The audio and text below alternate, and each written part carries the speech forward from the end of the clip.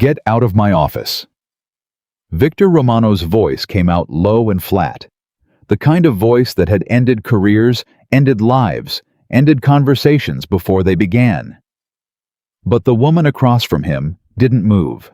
She set his handwritten list down on the desk between them, smoothed it once with 2 fingers, and looked up at him with eyes that held absolutely no fear.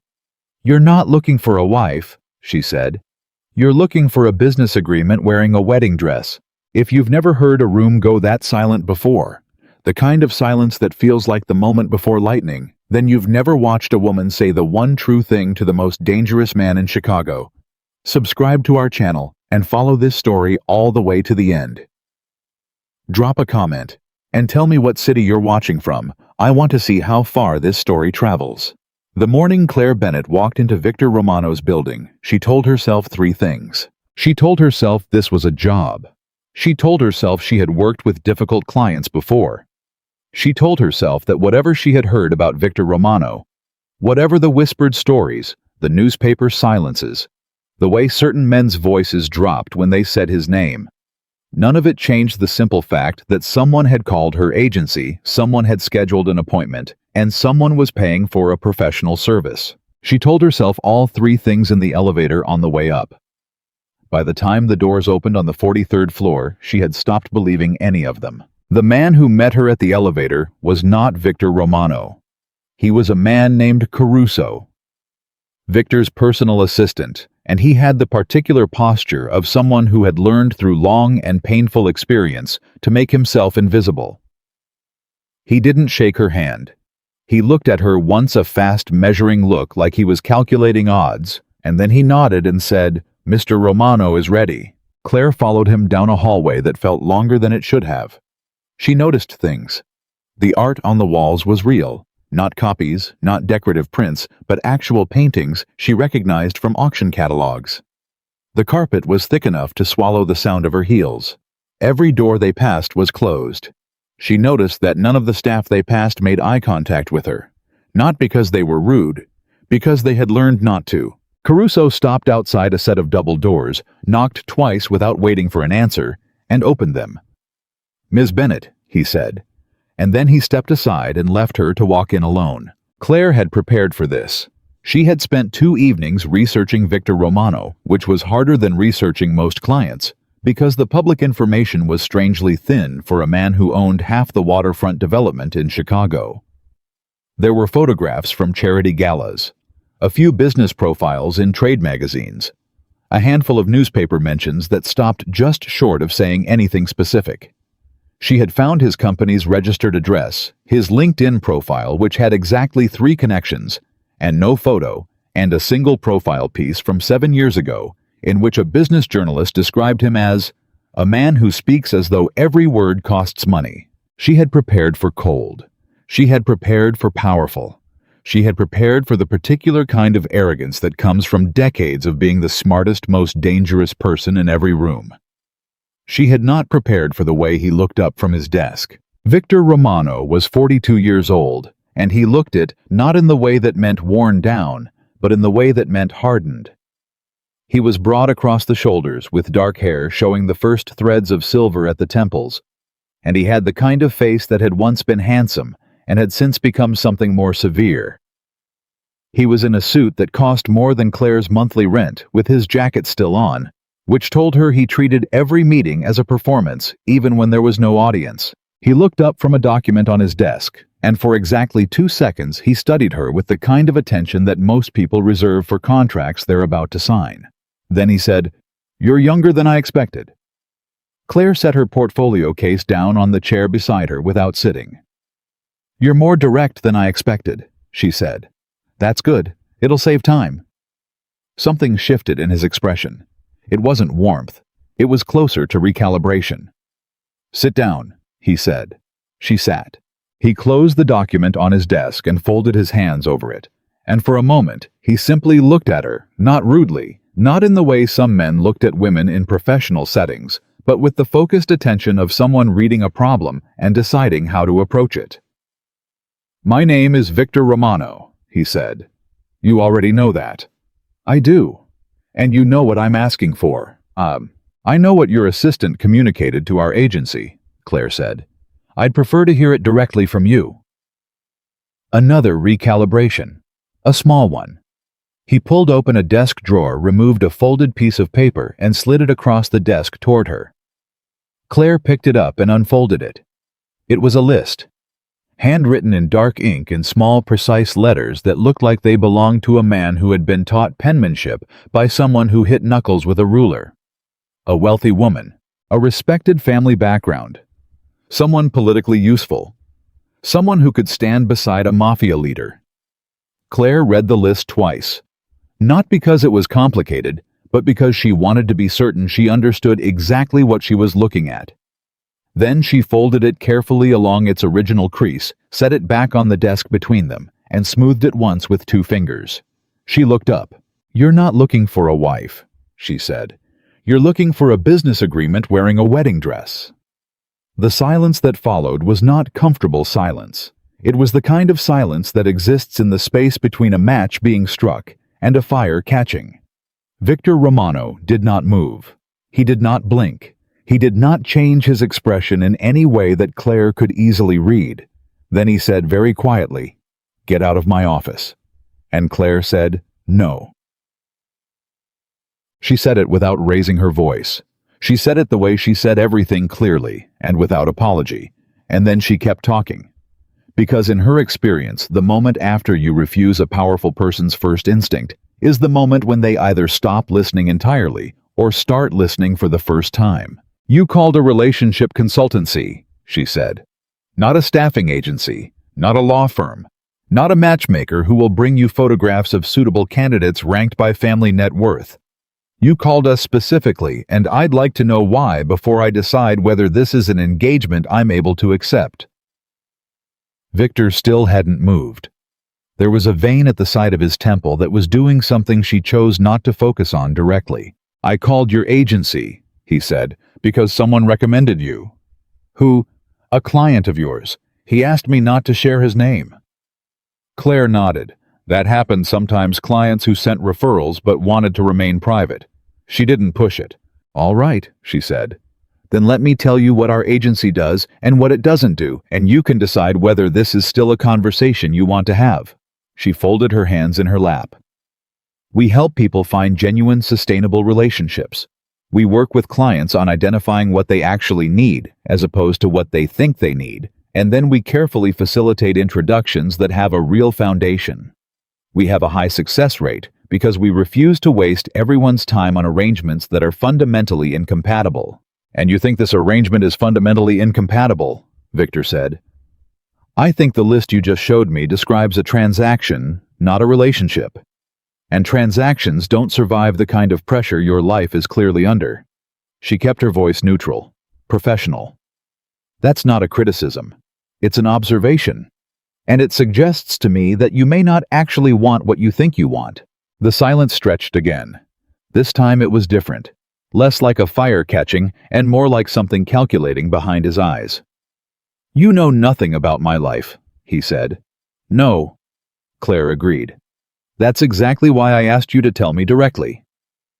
For a long moment, nothing happened. Victor Romano sat behind his desk and looked at her with those dark, serious eyes, and Claire sat across from him and held his gaze without flinching, and neither of them moved. Then very slowly he leaned back in his chair. "My family has an alliance meeting in 6 weeks," he said. "There are men in that meeting who believe an unmarried leader is an unstable one. They want to see—" He paused. He chose his next word carefully. "Evidence of stability. A wife, a home. A man who has something to lose and knows how to protect it." "And they don't trust your judgment without that evidence," Claire said. "They trust my record, but records don't last forever. They want something visible." "What do you want?" The question landed differently than she expected. She could tell from the way something flickered across his face, quickly, almost invisible, but there. "What do I want?" he repeated, as though the concept was slightly foreign. "Yes, not what your family wants, not what the alliance requires. What do you actually want from a marriage?" Victor looked at her for a long time. Then he said, "I want someone who won't embarrass me. That's still not an answer, Claire said gently. That's a boundary condition. I asked what you want. He stood up from behind the desk. Not aggressively, he moved like a man who was accustomed to filling space, to letting his physical presence be part of how he communicated. He walked to the window and stood with his hands in his pockets, and for a moment he looked out over Chicago, the way a man looks at something he's built, and not sure whether to feel proud or exhausted. I want someone who stays, he said finally. His voice was lower. He stopped. People in my life don't stay. They leave, or they're taken, or they realize what this life actually requires, and they make a rational choice. I want someone who stays. Claire let the silence hold for a moment before she spoke. That, she said quietly, is a real answer. She took the case. She told herself it was because the challenge was genuine, because there was something real underneath the man's impossible list, and finding it was exactly the kind of work she was good at. She told herself it had nothing to do with the way his voice had changed when he said someone who stays. She laid out her conditions on the way out of his office, standing in the doorway, while Caruso waited at a respectful distance behind her. I'll take this engagement under 3 conditions, she said. First, you answer my questions honestly, even when they're uncomfortable. Second, you trust my process, even when you disagree with it. And third, she met his eyes. You understand that my job is not to deliver you a bride. My job is to help you become someone a good woman would actually choose. Are those acceptable? Victor looked at her for a long moment. Then he said, You're either very brave or very foolish. I've been told I'm difficult to categorize, Claire said. And she walked out before he could respond. 3 weeks before Claire Bennett walked into Victor Romano's office, his closest friend died in a car that shouldn't have exploded. Marco Ruiz had been with Victor since they were 17 years old. He had been the one person in Victor's life who spoke to him without calculation, who could call him an idiot to his face and live to apologize for it later. He had been Victor's second in command, his conscience in emergencies, and the only man Victor trusted completely. He died on a Tuesday morning on a bridge in the South Side, in a car that the police would later determine had been rigged carefully and professionally by someone who understood exactly what they were doing. Victor did not attend the public memorial. He sent flowers, and he stood at the back of the church in sunglasses, and he left before the family could speak to him. He did not trust himself to speak. He did not trust himself in that moment to be seen. He had spent the 3 weeks since Marco's death doing something he almost never did, waiting. Not patiently. Victor Romano was not a patient man in any ordinary sense, but with the particular discipline of a man who knows that reacting too quickly will cost him everything. He waited, and he gathered information, and he held the anger at the center of his chest, like a coal he had not yet decided to use. The alliance meeting had become more important in the wake of Marco's death. Because the families, the 5 old families who formed the backbone of what passed for organized power in Chicago, had started quietly questioning whether Victor's leadership was solid. Not openly, not with any accusation that could be denied or defended. Just questions, murmured at dinners, passed through trusted intermediaries. The kind of question that once started had a way of growing. His consigliere, an old man named DeSantis, who had served 3 Romano bosses and survived them all, had come to him 2 weeks after Marco's death with the same message the families were sending. You need to show them you're grounded, DeSantis had said in his careful, considered way. Stable. A man with a foundation. They know what loss can do to a man in your position. They need to see it hasn't done that to you. A wife, Victor had said flatly. A wife, DeSantis confirmed. Or something that looks like one becoming one. Victor had not responded to that. He had waited for DeSantis to leave, and then he had sat in the same chair for an hour doing nothing, which was also something he almost never did. He did not want a wife. He had spent his adult life being careful about exactly that, about not giving anyone a target that mattered, about not creating weaknesses that could be reached. Every man in his world who had loved someone had eventually faced a moment when that love was used against him. Victor had watched it happen more than once. He had no illusions about what sentiment cost in his life, but he understood necessity. He understood the calculation, and he understood that 6 weeks was not much time to appear like a man capable of choosing a woman rather than a strategic asset. He had called Claire's agency the same afternoon DeSantis left. He had not told himself why he picked that particular agency, why he hadn't simply called a lawyer and arranged something more efficiently. He had simply made the call and scheduled the appointment and prepared his list. He had not prepared for a woman who would look at his list and call it a transaction. He thought about that conversation for 3 days. The first time Claire came to the Romano building for a working session, she brought a yellow legal pad and a pen she kept clicking open and closed, and she sat in the same chair and looked at him with that same clear, unapologetic attention, and she said, "Tell me about the last time you trusted someone completely." Victor looked at her. "I mean it," she said. "Not professionally, not strategically. The last time you trusted someone the way you trusted them unconditionally, personally." "Marco," he said. The name came out before he could decide whether to say it. Claire wrote something on her legal pad. "When did you lose him?" 3 weeks ago." She stopped writing. She looked up, and for a moment, just a moment, her expression was not professional. It was simply human. "I'm sorry," she said. "I know you don't need anything," she said. "I'm telling you I'm sorry because it's true, not because I think you need to hear it." She waited a moment, then continued. "How long had you been friends?" 25 years. "And now there's no one you trust that completely." It wasn't a question. Victor didn't answer it. "That's the thing I need you to understand," Claire said carefully, "about what you're actually asking for. You don't just want a woman who won't embarrass you. You want someone who won't leave the way everyone eventually leaves. And that's—" She paused. "That's one of the most human things a person can want. But you can't find it on a list."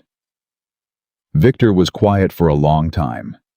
Then he said, "What would you do with the list?" "I'd throw it away," Claire said simply. "And I'd start by asking you what made you feel at home.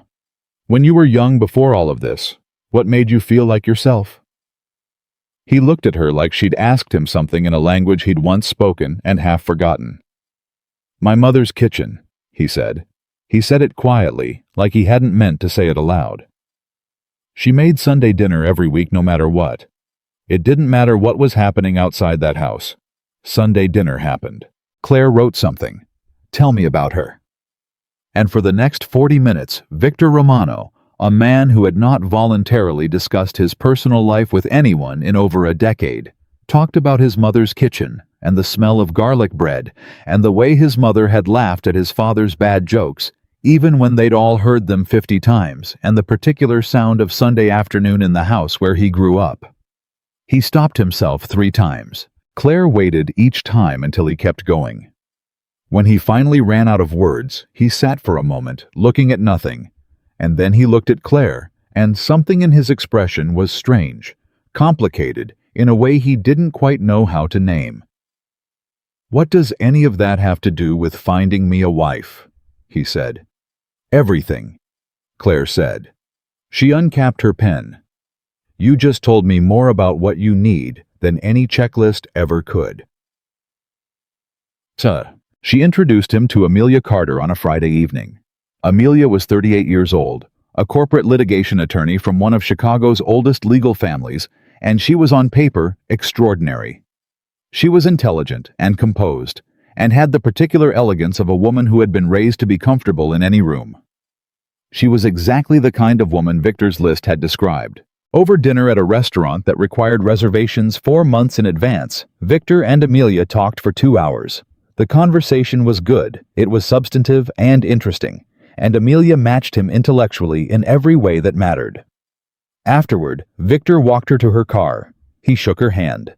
He told her it had been a pleasure. He drove back across the city and called Claire at 11 at night. "Well," Claire said.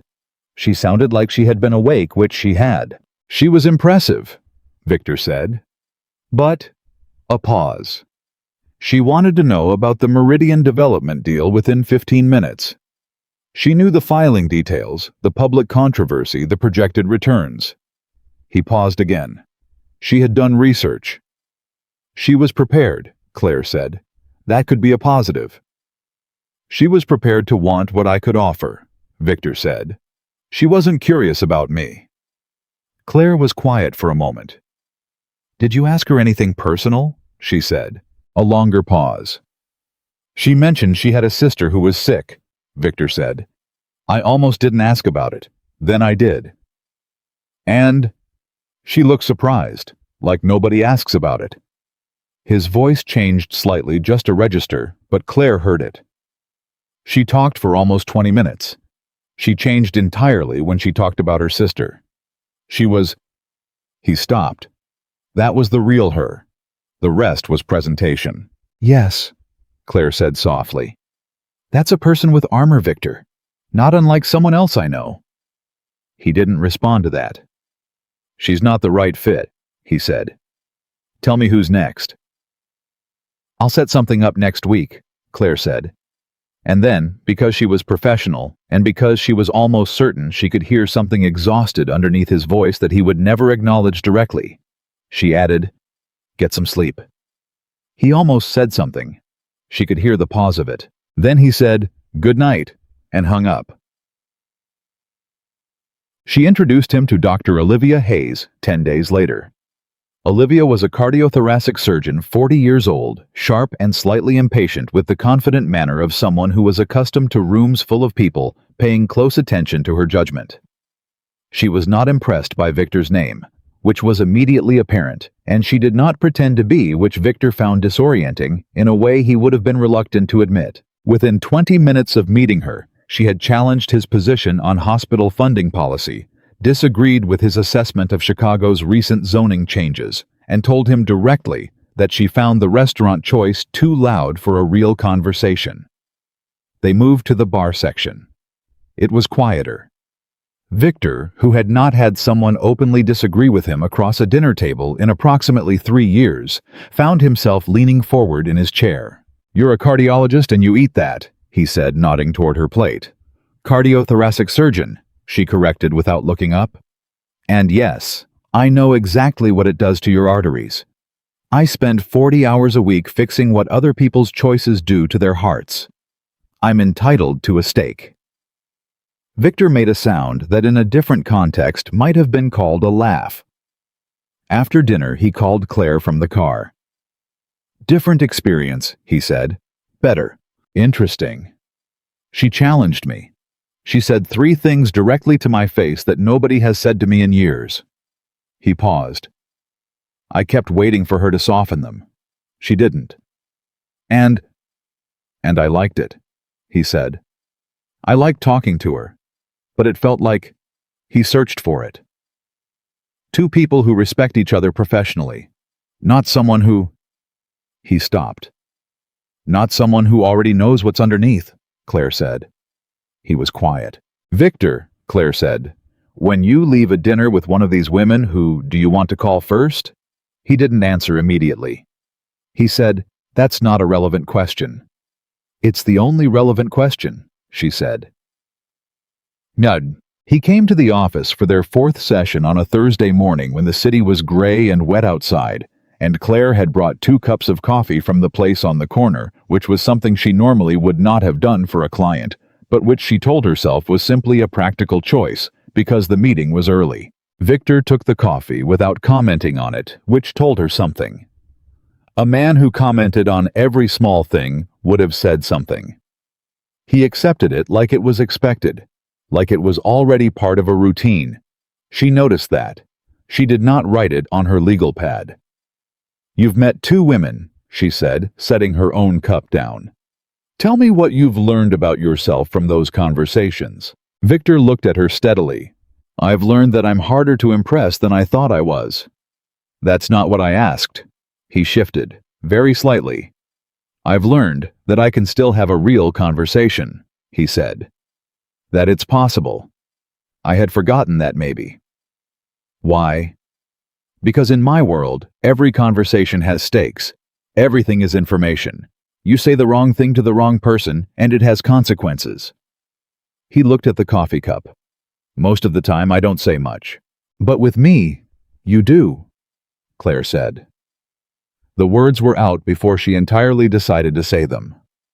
She heard them land, and she kept her expression neutral, and she kept going. I think that's because you understand I'm not in your world. I don't have stakes in it. I'm safe to talk to. Yes, he said. But he said it slowly, like he was testing the word. That's what you're looking for, she said. You want someone who's safe, not financially safe, not politically safe. Safe to talk to. Safe to be yourself in front of. She picked up her pen. That changes the kind of woman we should be looking at. Change the list, you mean? The list is already gone, she said. He almost smiled. She was almost certain. Tell me something, he said. And I'm asking you directly, so I'd like a direct answer. He leaned forward slightly. What do you think genuinely is going to happen here? You believe you're going to find me a woman who will want a real relationship with a man in my position, who will stay, who will be safe. You believe that's possible. Claire met his eyes. I believe, she said, that it's possible for anyone who is genuinely willing to be known. Not presented. Known. She held his gaze. The question I have for you is whether you're actually ready for that. Because the women you're going to meet can sense immediately whether a man wants a partner or a piece of furniture. And every time you walk in with your armor on, I don't wear, Victor, she said quietly. You walked in here the first day with a list that described a human being, the way you describe a property acquisition. That is armor. He held her gaze for a long time. Then he said, fair. Just that. Fair. And Claire thought later, walking back to her car in the gray afternoon, that it was the most honest single word she had ever heard him say. She didn't notice when it changed. That was the thing she would think about afterward, not in the moment, not with any clarity, just the persistent awareness that something had shifted without her catching the exact moment it happened. She noticed that she thought about their conversations on the train home. She noticed that she was more prepared for their sessions than she was for any other client, not because they required more work, but because she wanted to be prepared. She wanted to have thought things through before she walked in. She noticed that when he laughed, which was rare and always quiet, almost like he was surprised by it himself, she felt something warm and specific in her chest that she immediately categorized and put away. She noticed that he had started bringing the coffee. Not on their first session, not on their second. But sometime around the 5th session, she arrived to find 2 cups already on the table from the same corner place she had brought from before in the same cups.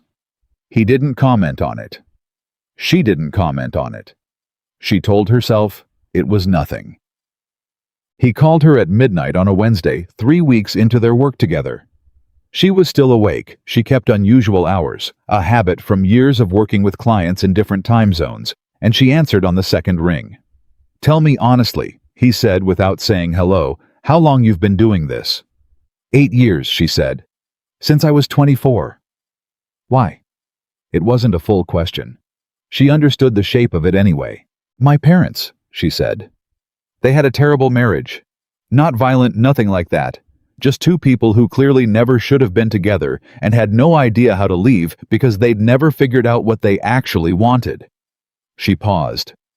I decided I wanted to help people figure out what they actually wanted before they committed to the wrong thing, or to each other for the wrong reasons. A silence on his end. The kind of silence she had learned to read, the one that meant he was sitting with something, not running from it. Your parents, he said. Are they still together? They separated when I was 17, she said. It was actually a relief. But you wanted them to have been better. I wanted them to have known each other better, she said. There's a difference. He was quiet again. I married someone, he said. It came out without preamble. 15 years ago. I was 27. I thought... He stopped. I thought it was the right thing to do. She was from the right family. She understood the life. She was suited to it. He paused. We lasted 3 years. She left when she understood what the life actually cost. Not the money she had money. The cost. I didn't know that, Claire said. It's not in the files, he said. I had it removed. What was her name? Another pause. Elena, he said. Did you love her? The silence stretched longer this time. I thought I did, he said.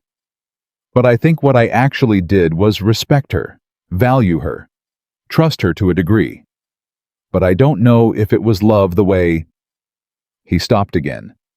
The way it's supposed to feel. How is it supposed to feel? Claire asked. I don't know, he said. That's why I'm asking. And Claire held the phone and looked at the ceiling of her apartment and thought, this is the most honest thing anyone has said to me in months. This uncertain, careful man at midnight asking the fundamental question. She said, I think it feels like being known, like someone else carries a version of you that you don't show to anyone else, and you trust them completely with it. And that trust itself becomes something that looks like love, because it's the foundation of it. He was quiet.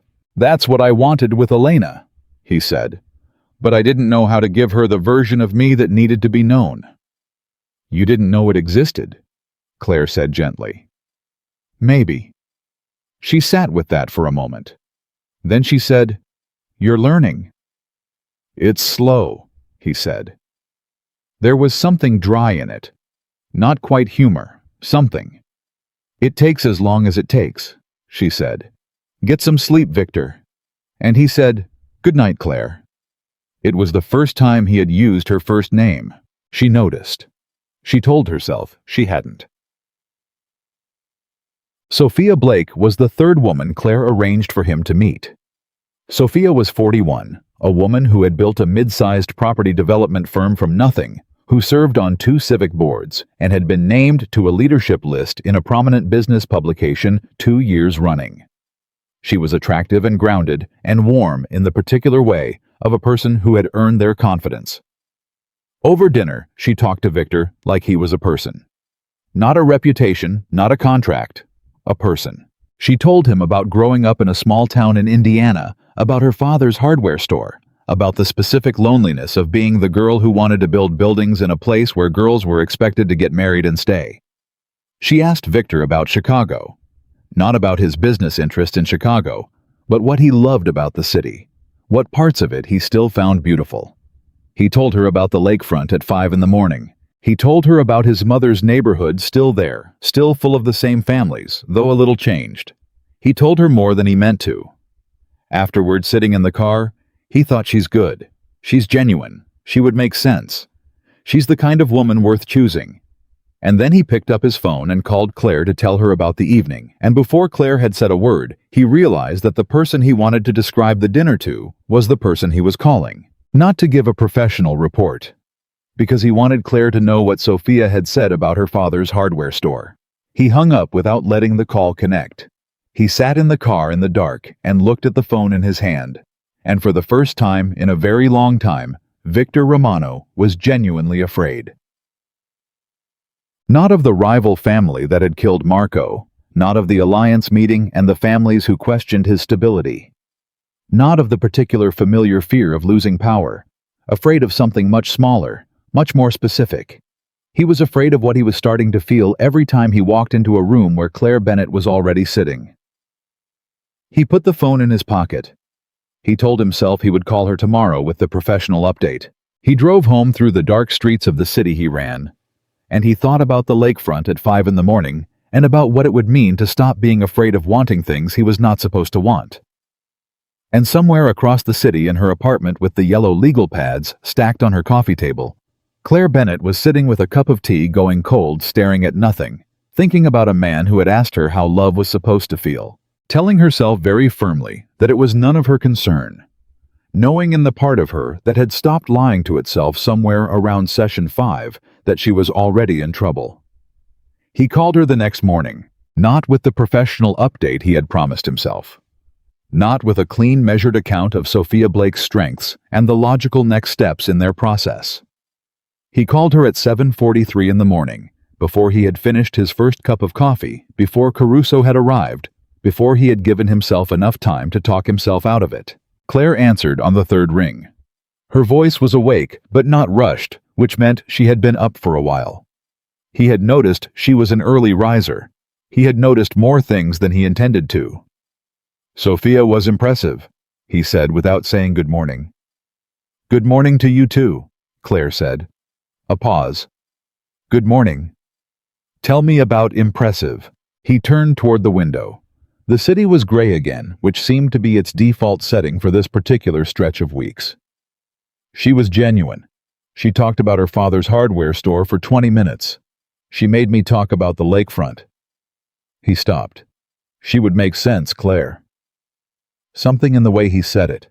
Claire heard it immediately. She heard the particular sound of a man saying the right words in exactly the wrong tone. "But," she said. "No, but," he said. She was everything the process should produce. "Victor." "What?"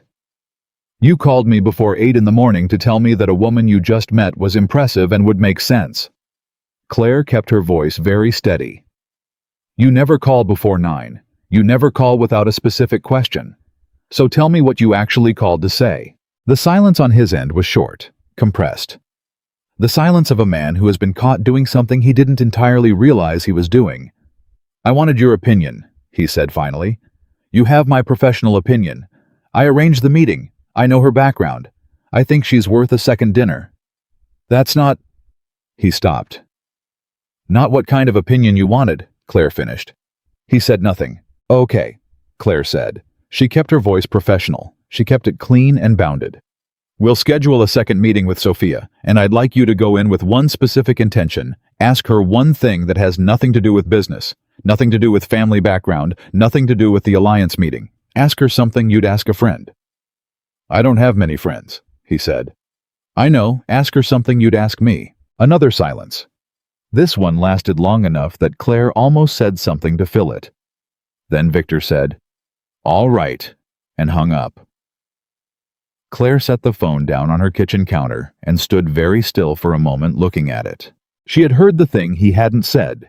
She was not going to acknowledge that she had heard it. She was not going to write it anywhere. Think about it further, or let it take up any more space in the part of her brain that was supposed to remain professional and clear-eyed about this engagement.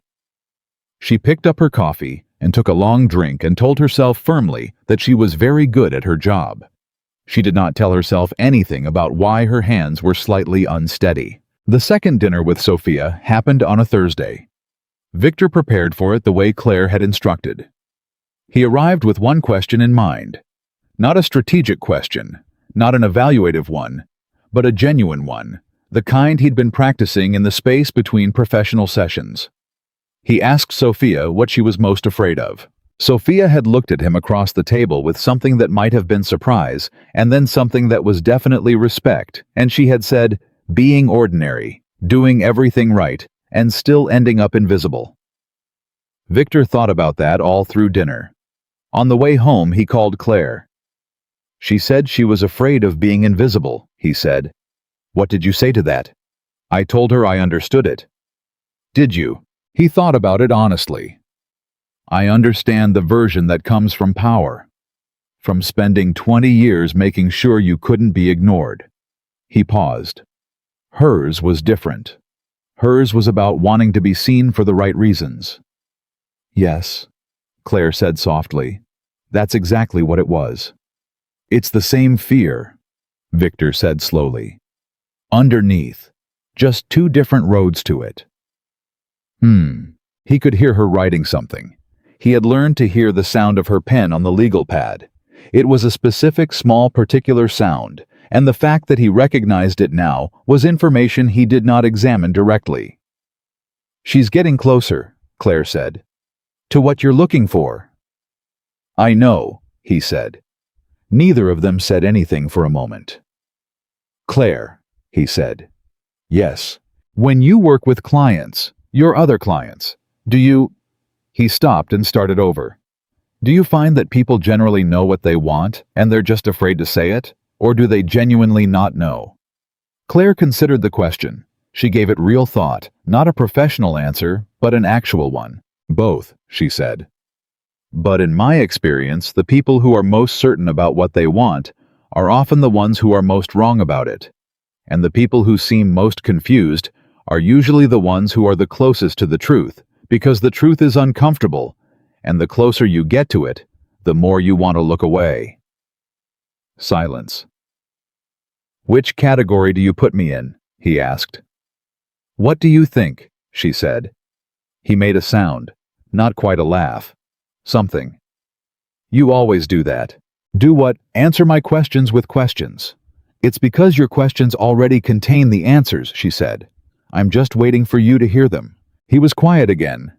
She let it sit. She had learned across sessions and late phone calls and 2 cups of coffee on a table that neither of them had officially made a habit that Victor Romano's silences were not evasions. They were processing.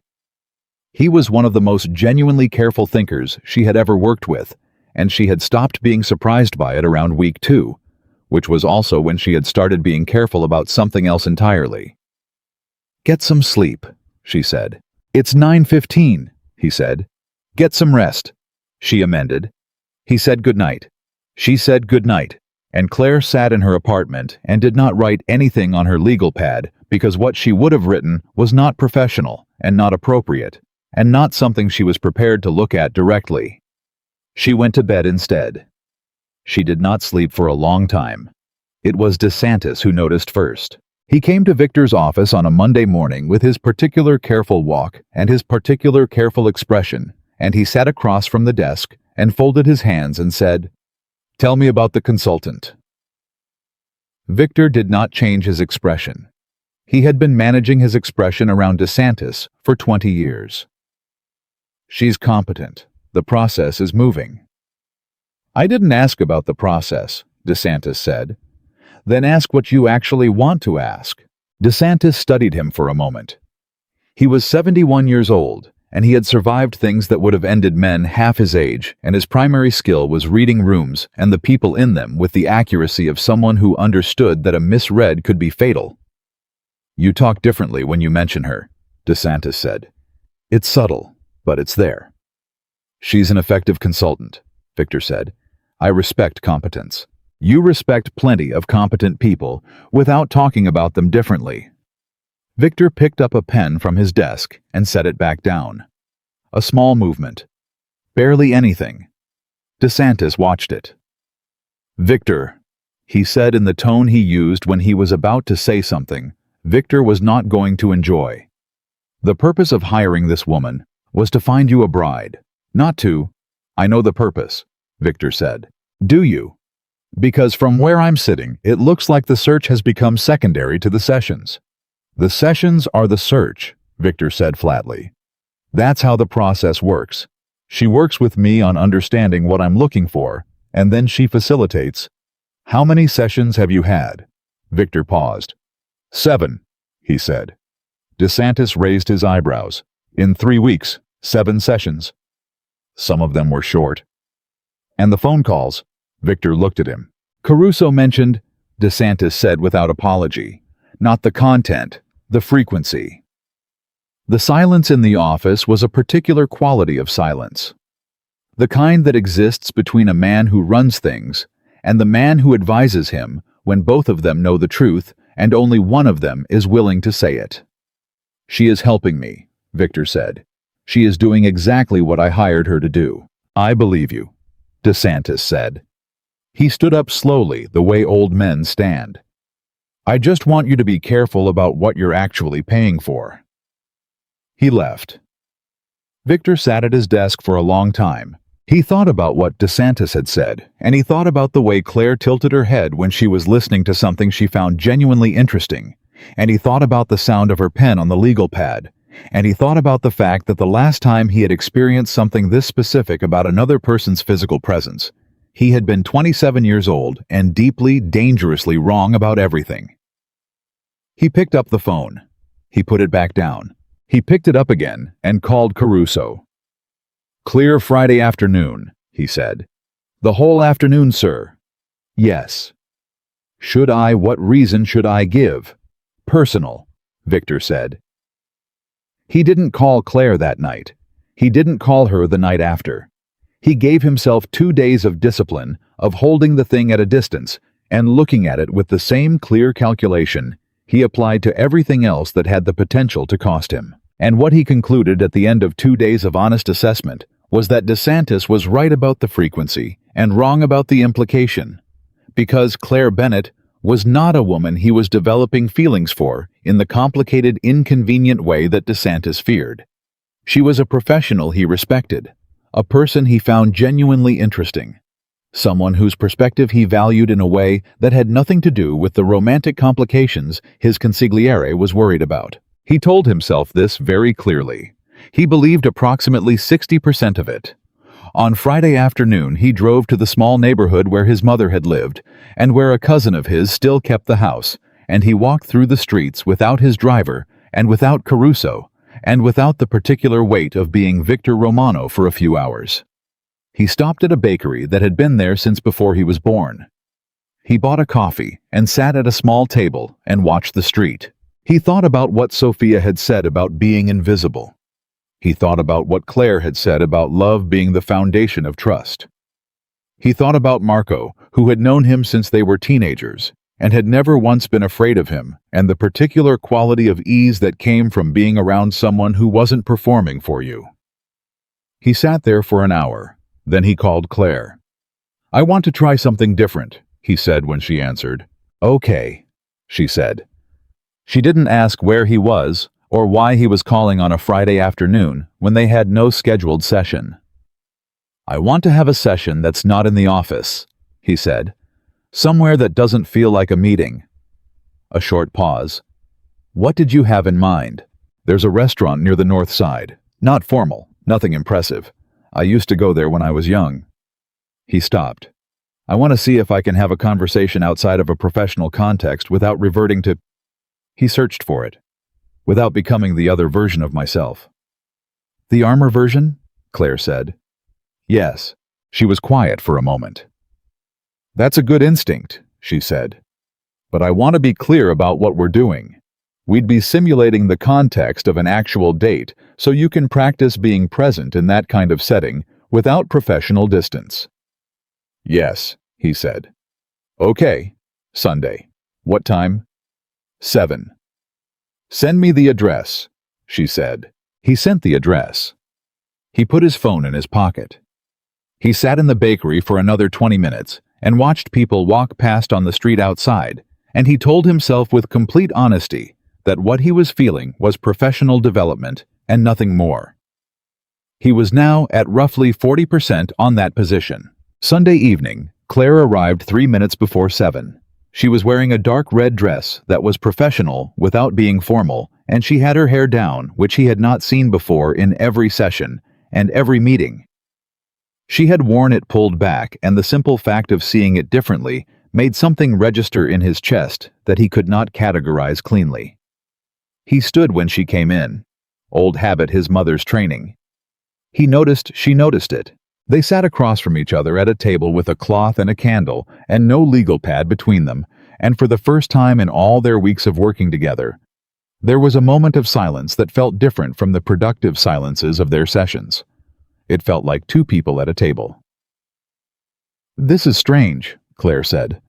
She said it honestly, not nervously, and the honesty of it made him relax slightly. "Yes," he said. "Good strange or uncomfortable strange." He considered. "I'm not sure yet." She smiled at that. It was a real smile, small and genuine, not the professional version she deployed in sessions when she was managing a difficult moment, but the actual one, the one that reached her eyes. He had seen it maybe 4 or 5 times across all their sessions, always briefly, always when something surprised her into it. He felt the 40% dropping. They ordered. They talked. And what happened over the next 2 hours was something Victor had no professional framework for, and no personal precedent that applied cleanly. They talked the way two people talk, who have been circling each other's actual selves for weeks, and have suddenly stopped circling and just met. Claire talked about the family she had grown up in, the particular silence of a house where two people stayed together for the wrong reasons.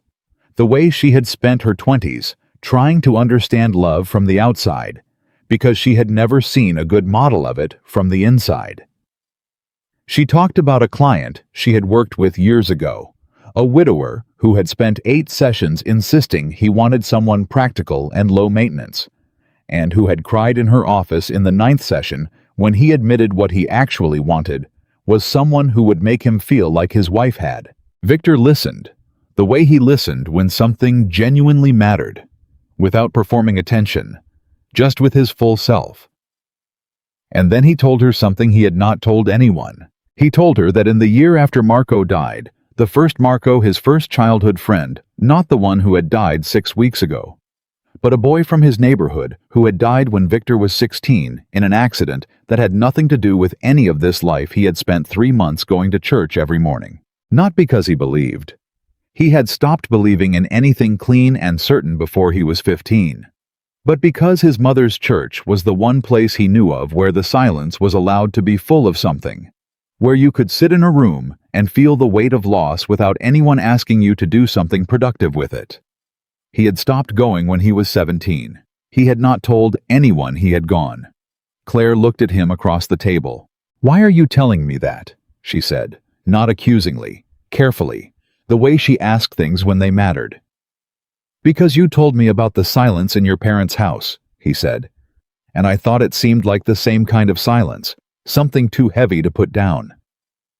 She looked at him for a long moment. "Yes," she said.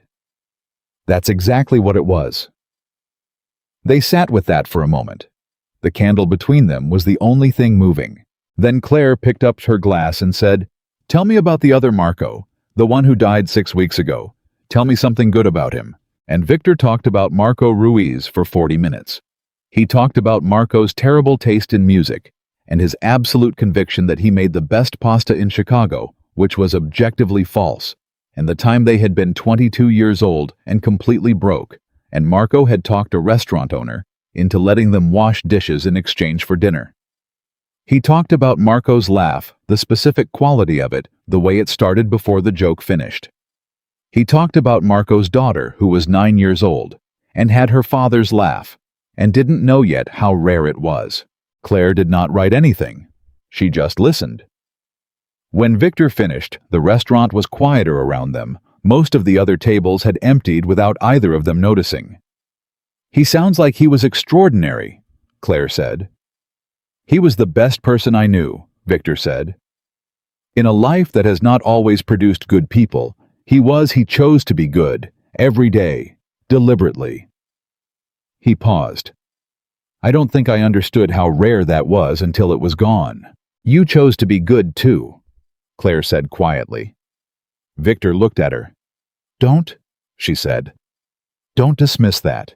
You're sitting here genuinely trying to understand yourself well enough to give someone a real relationship. That's a choice. It's not a small one." Something in his expression moved. She had seen him manage his face for weeks, had watched him maintain control in the professional setting of their sessions, with the practiced precision of someone for whom control was survival. But at this table in this restaurant, with Marco's name still warm in the air between them, his face did something unguarded. Just for a moment. She saw it. She looked down at her water glass. They walked out together just before 10.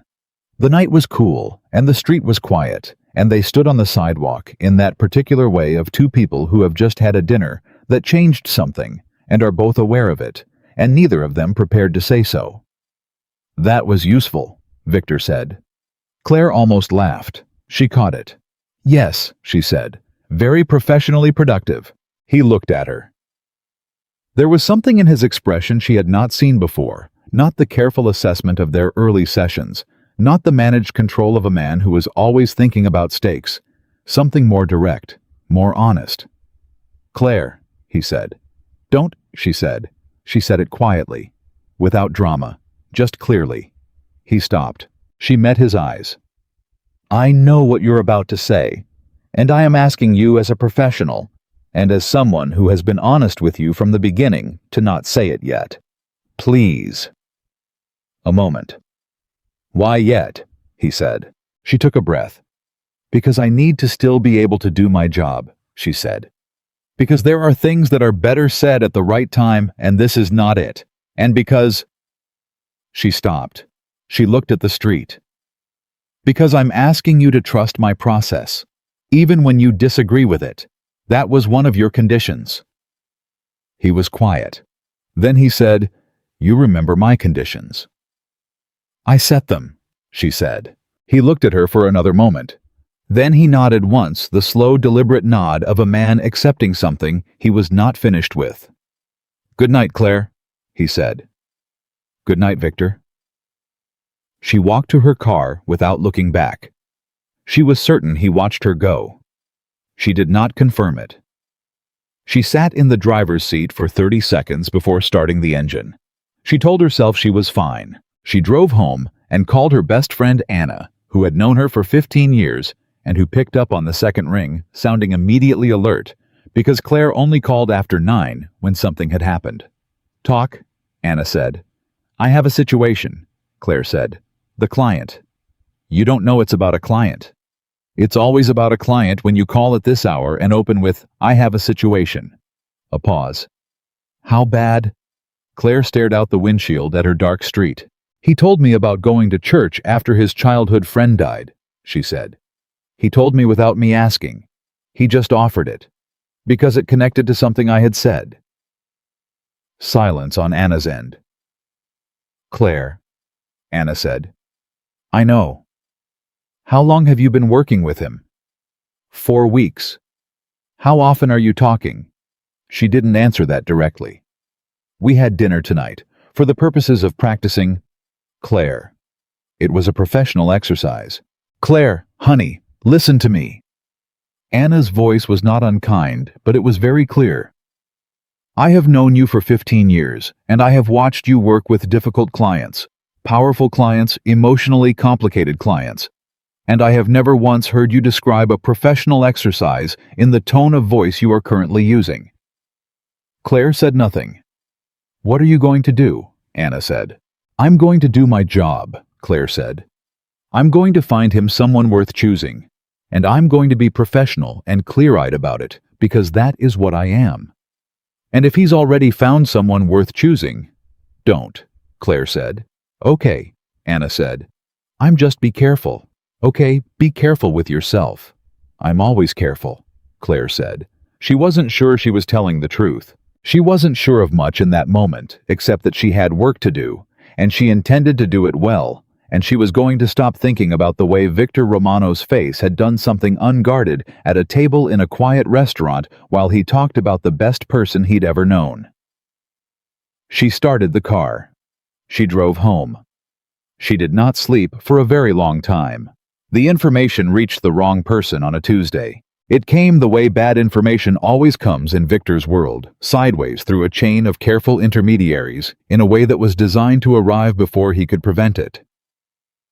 A man named Carver, who ran operations for the Malone family on the West Side, had picked up something from somewhere Victor's own organization had not yet determined exactly where about the consultant. About the frequency of their meetings. About the restaurant on Sunday night. Victor found out Wednesday morning when DeSantis came to his office with a different expression than usual. Not the careful, measured look of his consigliere approaching a difficult subject. Something harder. "Carver knows about the woman," DeSantis said. Victor went very still. "What does he know?" "Enough. That she is significant to you. That your attention has been redirected during a period when the families are already watching you closely. She is a consultant," Victor said. "A professional I hired to..." "Victor." DeSantis's voice was flat. "I know what she is. Carver doesn't care what she is. What matters is what he can use. And what he can use is the appearance of a man who has become distracted." The word landed in the room and sat there. Distracted. Victor put both hands flat on the desk. He was thinking fast, the way he thought in situations that required speed-running the logic of it through with the precision of a man who had survived 20 years by understanding threat vectors before they became actual threats. "He'll approach the other families," Victor said. "He'll use it at the alliance meeting." That would be my assessment. He doesn't have enough to actually damage the alliance structure. No, DeSantis agreed. But he has enough to raise questions at a moment when you cannot afford questions. And if he escalates, if he decides to make the association visible, he paused deliberately. Then it is not only your position at risk. Victor looked at him. She becomes a target, DeSantis said. The silence in the office was total. Victor had spent his entire adult life making sure there were no targets, no handles, nothing anyone could reach for and use. He had sacrificed Elena's presence in his life partly for this reason. He had kept distance from people who mattered because distance was safety. Distance was protection. Distance was the only guarantee he could actually offer anyone who got close enough to matter. And now, 4 weeks into a professional arrangement, he had told himself was purely strategic. There was a woman's name in the wrong person's mouth. "How long do I have?" he said. "Before Carver makes a move, possibly 2 weeks, possibly less. And if I end the engagement with her, professionally, today." DeSantis studied him. "That would help if it's clean, if there's no further contact, if there's no—" Victor stood up from his desk. He walked to the window. He stood there for a moment with his hands in his pockets looking at the city. He thought about Claire sitting across from him at a table without her legal pad. He thought about the specific quality of her attention when she was listening to something real.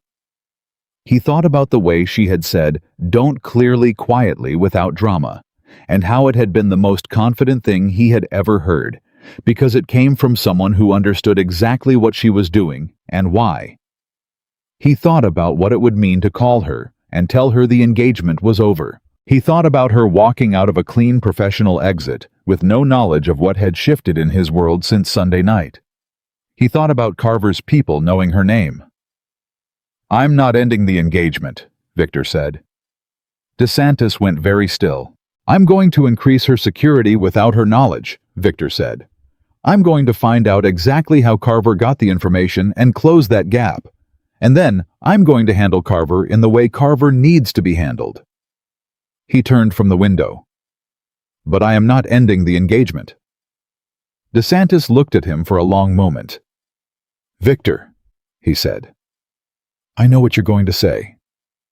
"Then you know I'm right." "You're right about the risk," Victor said. "You are not right about the solution." His voice was quiet, but entirely certain. "I have spent 20 years making every decision based on eliminating weakness, and I understand the logic of that. But I am looking at you right now, and I am telling you that if the choice is between eliminating what Carver might call a weakness, or protecting someone who has done nothing to deserve being caught in this, there is no actual choice." DeSantis was quiet. "That is not the way this world works," he said finally. "I know," Victor said. "Maybe that's the problem." DeSantis left. Victor sat down behind his desk. He picked up his phone. He typed a message to Caruso. "Increased security detail on the Bennett woman starting today. Discreet. She doesn't know." He put the phone down. He picked it up again. He called Claire. "I need to move our next session," he said when she answered. "Okay," she said. "What works for you?" "Tomorrow morning. Early. 7 if that's not too early." "That's fine," she said. She sounded steady. She always sounded steady, and he had stopped taking it for granted the way you stopped taking something for granted when you understood it was a choice being made and not just a natural state. "Is everything all right?" He looked at the desk, at the city beyond the window. "Yes," he said. "I want to keep the process moving." "Okay," she said again. He could hear that she didn't entirely believe him. She was too good at reading things not to hear something in his voice that didn't match the words. But she was also too professional to push it. "Victor," she said. "Yes. Sunday was—" She paused. "I want you to know that it was real work. What happened there? What you were able to access, what you said about Marco. That was real, and it matters for the process. Whatever you're thinking about it, that's what it was." He understood exactly what she was doing. She was building a container around Sunday night professional, purposeful safe. She was doing it for both of them, and he understood it, and he was grateful for it, and he also understood with a clarity that had nothing to do with training or discipline that the container was not going to hold indefinitely. "I know," he said. "I'll see you at 7. He hung up. He sat at his desk and thought about the Malone family, and about what Carver knew and how he had learned it, and about the particular vulnerability of being a man who had stopped being numb to things he was supposed to be numb to. He thought about what it cost, and somewhere underneath the calculation, underneath the threat assessment and the strategic logic, something else. The specific warmth of knowing that tomorrow at 7 in the morning, he was going to walk into a room where Claire Bennett was sitting with 2 cups of coffee, and she was going to look at him with that clear, unafraid attention, and he was going to tell her the truth about something he hadn't told anyone. That was the vulnerability that Victor Romano understood for the first time was the thing that could not be protected against. Not by distance, not by discipline, not by eliminating every handle anyone could reach for. The only thing that was truly vulnerable was the thing you could not stop wanting. And he had stopped being able to stop. She noticed the man outside her building on a Thursday, not because he was obvious he wasn't. He was sitting in a dark sedan, parked across the street from her apartment, and he had a coffee cup and a newspaper, and the practiced stillness of someone who had learned how to look like he belonged somewhere. She would not have noticed him at all, except that he was there when she left for her 7 o'clock session with Victor, and he was there when she came home 4 hours later, and the coffee cup had not changed position. She noticed the second one on Friday. Different man, same sedan, same practice stillness. She did not mention it to Victor on Friday morning. She sat across from him in his office, and they worked through what she had come to think of as the deeper layer, the questions that went past history and into the specific architecture of who he was, what he needed, what he was capable of giving. She asked him what he was most proud of that no one knew about. He told her about a school in his mother's neighborhood that he had funded anonymously for 11 years, not for tax purposes, not for alliance politics, simply because his mother had taught him to read in that building, and he had never forgotten what learning felt like before everything became about power. She wrote it down. She also thought whoever ends up with this man will spend a decade discovering things like this. Small, quiet things underneath the armor. Things that will rearrange her understanding of him every time. She thought it clinically, professionally. She wrote something else on the legal pad to give her hands something to do. On Saturday morning she called Victor. "I need to ask you something directly," she said, "and I need you to be honest with me." A pause. "All right. There are men watching my building." The pause this time was different, shorter and harder. The pause of someone who already knew the answer to a question they hadn't been asked yet. "Yes?" he said. "You put them there?" "Yes." She breathed through that for a moment. "Why?" "Because someone knows your name who shouldn't," he said. His voice was controlled, but something underneath it was not. "Someone connected to a family that is not friendly to my interests. They became aware of our professional arrangement. I needed to make sure that I was protected," she said. Yes, she sat with that. She turned it over. She looked at it from the professional angle, from the personal angle, from the angle of a woman who had spent years helping people understand the difference between protection and control, and who understood that in this specific man, those two things had been intertwined so long that separating them might be the work of a lifetime. "Victor," she said. "I know," he said immediately. "I should have told you." "Yes," she said. "You should have. I didn't want to alarm you." "I'm not alarmed," she said. She stopped. She tried to be honest about what she actually was, which was the thing she always asked of him, so it seemed important to extend herself the same courtesy. "I'm trying to decide how I feel about it." "Professionally, or both?" she said. "Professionally, it's a boundary issue. You made a decision that affects my life without consulting me. Personally," she stopped again. "Personally, I understand why you did it, and that is the part I am not going to examine too closely right now." He was quiet. "Is it serious?" she asked. "The threat?" "I don't believe so. Not directly. But in my world, threats that aren't taken seriously become serious very fast. Okay, she said. She made a decision, and she made it clearly. Keep the detail, but tell me what's happening. I don't function well without information. If my professional engagement with you has created a risk in my life, I need to know what I'm navigating. That's... He stopped. What? That's the most reasonable response I expected, he said. What did you expect? Fear, he said honestly, or anger, or an immediate termination of the engagement. I don't make decisions from fear, she said, and I don't make them from anger either. She paused. Tell me about the family, the one that knows my name. Tell me what they want and what they're likely to do. So, he told her.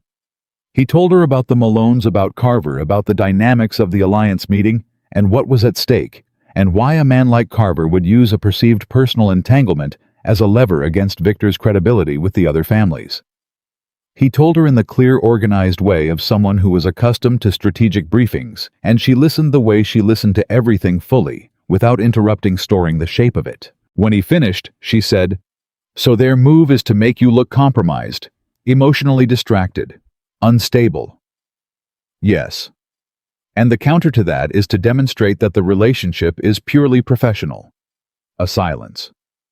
Or to eliminate the relationship, he said carefully. You considered ending the engagement, she said. My consigliere suggested it.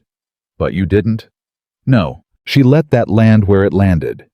She did not pick it up and examine it. She put it on a shelf where she could see it without touching it. Then we continue, she said. And we move faster. If you need to walk into the alliance meeting in 2 weeks looking like a man who has his priorities in order, then let's make sure you do. Have you considered reaching out to Sophia again? A second. Claire, he said. A second meeting with Sophia would... Claire, stop. She stopped. He said, I want to tell you something that has nothing to do with Sophia Blake, or the alliance meeting, or any other part of the professional arrangement we have called this engagement. Victor. You told me not to say it yet, he said. Outside the restaurant. You said not yet. That implies there is a yet. I am telling you that whatever yet means to you, it needs to happen soon, because I am running out of patience for the professional distance, and I need you to know that. The room she was sitting in was very quiet. Her apartment had never sounded so still. You hired me to help you find someone, she said. Her voice was steady. She was proud of how steady it was. That is still the engagement. I hired you to help me find someone, he agreed. And I found someone. That is also the engagement. We are not... She stopped. She tried again. Victor, what you're describing is not a simple thing. I am not in your world. I do not understand your world at the level that... You understand me, he said. Better than anyone I have encountered in years, possibly longer. He paused. I am not telling you it is simple. I am telling you it is true. She stood up from her chair and walked to her window and stood looking out at the street at the sedan with the careful man in it, and she thought about being 24 years old and deciding she was going to spend her life helping people understand what they actually wanted before they committed to the wrong thing. She thought about Elena, who had understood the life and left anyway. She thought about Marco, who had chosen to be good deliberately every day. She thought about what it would mean to be known by someone who had spent 20 years making sure no one could reach him. I hear you, she said. Her voice was quiet. I need you to let me do my job. That is what I am asking for. Give me the space to finish what we started and trust that I know what I'm doing. A long silence. All right, he said. She heard the restraint in it, the discipline, the specific cost of it. Thank you, she said. She hung up. She stood at the window for a long time. She said very quietly to no one, You are in serious trouble, Claire. She already knew that. The next session was Monday morning. Victor arrived before she did, which had never happened before, and was already sitting in the office with 2 cups of coffee when she came in, and the fact of him sitting in the chair on the other side of the desk, the one she normally occupied, made her stop in the doorway for just a moment. He stood when she came in, That habit again, his mother's training. "You're early," she said. "I had a thought," he said. She sat. She picked up her coffee. She organized herself. "What thought?" "I want to invite Sophia to the alliance meeting," he said. Claire looked at him. Not officially," he said. "Not as a fiancé or anything that would require an announcement. Just present. As someone I'm getting to know. To show the families that the process is real, that I am actively engaged in it, that there is a woman I'm considering seriously." He paused. It would neutralize Carver's angle. He wants to suggest I'm distracted and emotionally compromised. If I arrive with Sophia, appropriate, credible, a genuine candidate, there is nothing to use. Claire looked at him for a moment. This was good strategy. This was exactly the kind of clear-headed tactical thinking that had built his empire. She could not disagree with the logic. She also recognized with the precision of someone who spent her career reading the space between what people said and what they meant that he was asking her permission. Not professionally, personally. "Have you spoken with Sophia since the second dinner?" she said. "No, I would go through you. And she's aware this is still a professional introduction, not an exclusive situation." "Yes." "Then I'll reach out to her," Claire said. "I'll explain the context. It's unusual, but Sophia is a practical woman. If she's willing, I think—" She organized her thoughts carefully. "I think it's the right call. Professionally." "Professionally," he repeated. Dry. Just slightly. "Yes," she said firmly. He nodded. He picked up his coffee. And then he said, without changing his tone at all, "Tell me something about yourself that has nothing to do with your job." She looked at him. "That's my question." "I know. I'm asking it to you." She considered whether to redirect. She decided not to. It seemed dishonest in a way that the space between them had stopped tolerating. "I paint," she said. "Badly. Watercolors. I've been doing it since I was 8, and I have never once produced anything I would show another person, and I have no intention of stopping." "Why watercolors?" "Because they're the least forgiving medium," she said. "You can't correct a watercolor. Once the paint is down, it's down. You either work with what you did, or you start over." She paused. "It teaches you to be deliberate." He looked at her steadily. "Or to accept imperfection." "Both," she said. "They're not as different as they seem." He was quiet for a moment. "I play piano," he said. "Also badly. I stopped when I was 19. My mother wanted me to keep going. I thought it was—" He paused. "I thought it wasn't compatible with who I was becoming." "Do you regret stopping?" "Every time I hear someone play well," he said. She looked at him. "We have more in common than your list suggested," she said. "The list was wrong," he said simply. She wrote something on the legal pad. Then she looked up. "Victor, I need to ask you something, and I need you to answer me honestly." "I always answer you honestly." "I know. That's why I'm asking." She set her pen down. "When you imagine the alliance meeting, when you imagine walking into that room in front of those families and showing them a stable man who has made a serious choice, who are you walking in with in your mind? When you actually picture it?" He didn't answer immediately. She waited. He said, "You know the answer to that." "I need to hear you say it." A silence that lasted long enough to be its own kind of answer. "You," he said. "I picture walking in with you." She picked up her pen. She put it back down. "Okay," she said quietly. "That's all," he said. "That's all," she said. "For right now. That's all." She called Sophia that afternoon.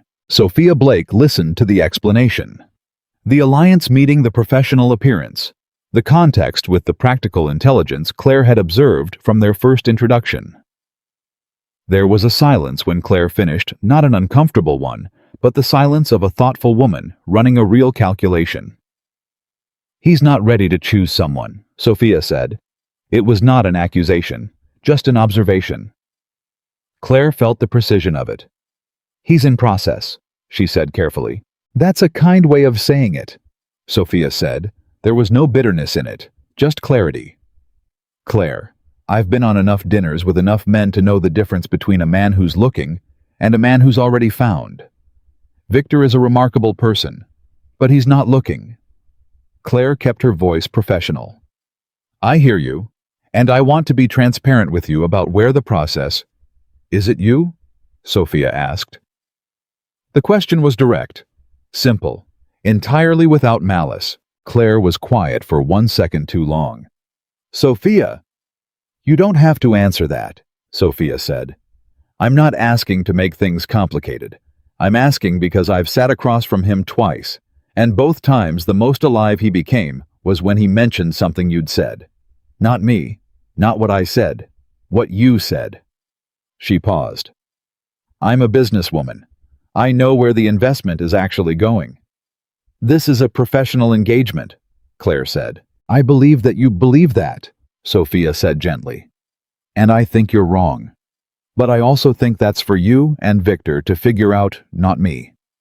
Another pause. I'll come to the meeting. As a friend. As someone he knows. Nothing that implies more than that. If it helps him neutralize whatever political problem he's dealing with, I'm glad to help. Her voice was warm. He's a good man, Claire. Under all of it. You can see that better than anyone. After Claire hung up, she sat very still for a long time. She thought about what Sophia had said. The most alive he became was when he mentioned something you'd said. She thought about a woman who had every right to be a candidate looking at the situation with clear eyes and stepping aside gracefully.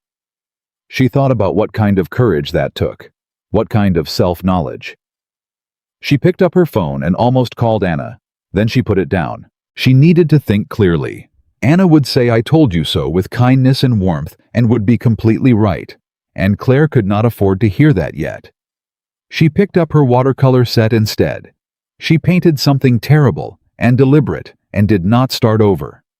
She worked with what she had.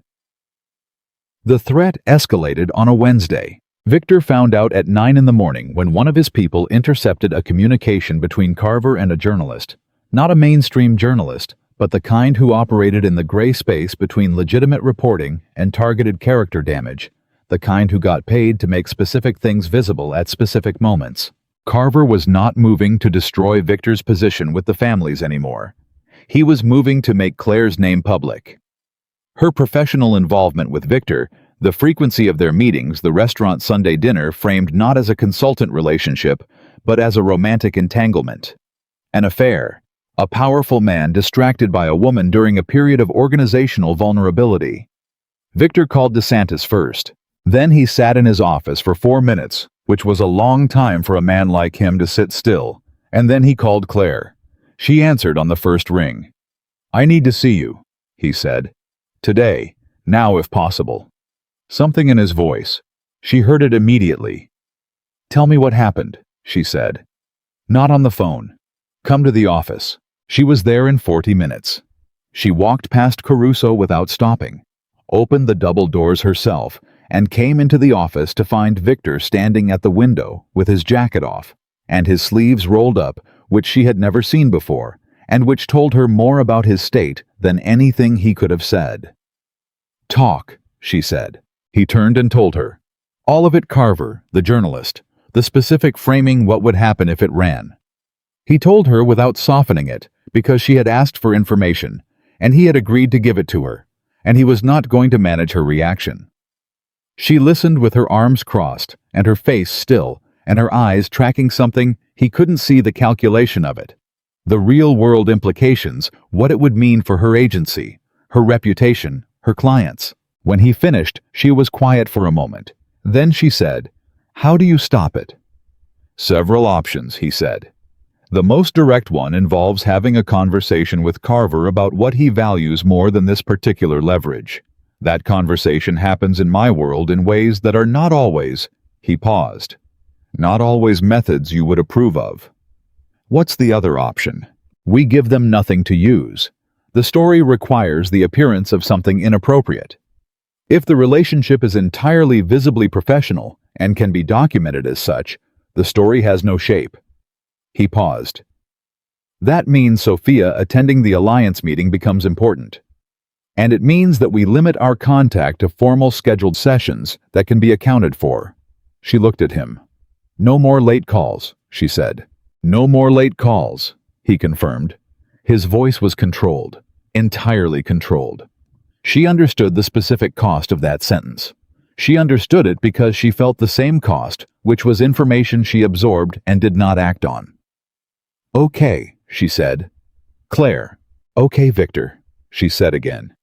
This is the right call. Let's make it clean. She uncrossed her arms. She looked at him directly. I need you to trust that I know what I'm doing and why, and that the right thing for both of us right now is to be exactly what we said we were. He looked at her for a long moment. And after the alliance meeting, he said. She held his gaze. Ask me then, she said. He nodded once, the slow, deliberate nod she had learned to read. Acceptance that was not surrender. A man putting something down temporarily, knowing exactly where he was putting it, intending to pick it back up. I'll have my team manage Carver, he said. Quietly. No methods you'd disapprove of. The faintest edge of something not quite humor, but the shadow of it. I've been practicing discretion. I know you have, she said. She picked up her bag. She turned to leave. And then she stopped with her back to him, and she said something she had not planned to say. Victor. Yes. For what it's worth. She stopped. She started again. The man you've been in these sessions. The one who talks about Marco and the church and the school in your mother's neighborhood. That man is not a liability. She kept her back to him. That man is the point. She walked out before he could respond. In the elevator, she pressed the lobby button and stood very still and told herself that she was a professional, and this was a professional situation, and she was handling it with exactly the clarity it required. The elevator was empty. She let herself put both hands flat against the wall and breathe for exactly the count of 10. Then the doors opened and she walked out into the lobby and into the cold air of the city, and she pulled her coat around her and did not look back at the building. The sessions continued. Formal now. Scheduled. Caruso present at the start of each one. The coffee on the table when she arrived, the legal pad across from Victor's desk. Everything correctly arranged. Everything in its proper professional place. They worked through the remaining preparation for the alliance meeting. They talked about presentation and composure and the specific way Victor might communicate stability to the families without performing it. Claire coached him the way she coached any client at this stage, directly, efficiently, with purpose. They did not talk about Sunday dinner. They did not talk about church and childhood friends and watercolor paintings. They did not talk about any of it because neither of them had agreed to that conversation yet, and both of them were keeping the agreement they had made. But something was different in the sessions. Something that had been building for weeks and was now present in every silence, in every carefully professional exchange, in the specific way he listened to her, and the specific way she kept her eyes on the legal pad. The difference between a room where two people are pretending nothing is happening and a room where two people have chosen deliberately not to act on something they both know is there. The families felt it at different times. Victor's sister Rosaria came to the office on a Thursday. She was 36 years old and sharp and impatient, and the only member of his family who spoke to him without calculation, which was a trait she had inherited from their mother. She sat down across from him and said, "Tell me about the consultant." He said, "She's competent and the process is moving." Rosaria looked at him the way women who have known men their whole lives look at them when they are saying exactly the wrong, true thing. "Victor," she said. "What?" "I haven't seen you look like this since before Elena." "I don't look like anything." "You look like a man who is working very hard not to look like anything," Rosaria said, "which is different, and I would know." She paused. "Is she good?" "She's a professional." "Is she good?" Rosaria said again. "As a person, is she good?" He was quiet for a moment. "Yes," he said. Rosaria nodded slowly. "Mama would have liked that," she said. She always cared more about goodness than she cared about the other things. Victor said nothing. Don't let the meeting stop you from doing the right thing, Rosaria said. She stood up. The families have been making your decisions for long enough. At some point, you have to stop letting dead men with old rules tell you who to love. She left before he could respond. He sat at his desk. He thought about his mother's kitchen and Sunday dinner, and the particular sound of something being exactly right. He picked up his phone. He put it back down. Not yet. She had asked for yet. He was giving her yet. 2 days before the Alliance meeting, Claire was leaving a client session on the north side when her phone rang. Unknown number. She almost didn't answer. She answered. A man's voice, smooth and certain, said, "Ms. Bennett, my name is Carver. I believe you know the name." She stopped walking. "I don't have anything to say to you," she said. "That's fine," Carver said. "I have something to say to you. It'll only take a moment." A pause. "I want you to know that what runs in the paper next week is not personal. It's business. But it will be specific, and it will be documented, and the professional consequences for someone in your line of work could be significant." Another pause. "Unless Victor Romano removes himself from the Alliance meeting, then the story goes away." She stood on the sidewalk and felt the cold of the day around her, and thought with absolute precision about what she was hearing. "He won't do that," she said. "I know," Carver said. "That's why I'm calling you. Because I think you're a smart woman who understands what's at stake. And I think if you care about the people around you, you might be able to make a decision that solves this cleanly." "Are you asking me to convince him to step back?" she said. "I'm asking you to protect yourself," Carver said. "And everyone connected to you, your clients, your agency, the people who trust you with their professional reputation." He hung up. Claire stood on the sidewalk for a moment. She thought about what he'd said, about clients and agency reputation and professional consequences, about the specific vulnerability of a woman whose entire credibility depended on trust and discretion. She thought about what Victor had said when she asked why he hadn't ended the engagement. She thought about Rosaria and the families and the Alliance meeting. She thought about a man who had spent 20 years eliminating every handle anyone could reach for, and who had, in 4 weeks of professional sessions and 1 quiet dinner, created exactly the handle he'd always feared. She did not call Victor. She called DeSantis. She had his number because Victor had given it to her in their 2nd week in case of emergency quietly without much explanation. She had stored it and not used it. She used it now. DeSantis answered in 2 rings. "Ms. Bennett," he said with the particular care of a man who had been expecting something like this call. "Carver just called me directly," she said. "I want you to know, and I want you to tell Victor before I do, because you are going to handle this calmly, and I need to know that before I speak to him." She paused. "He's threatening my professional reputation.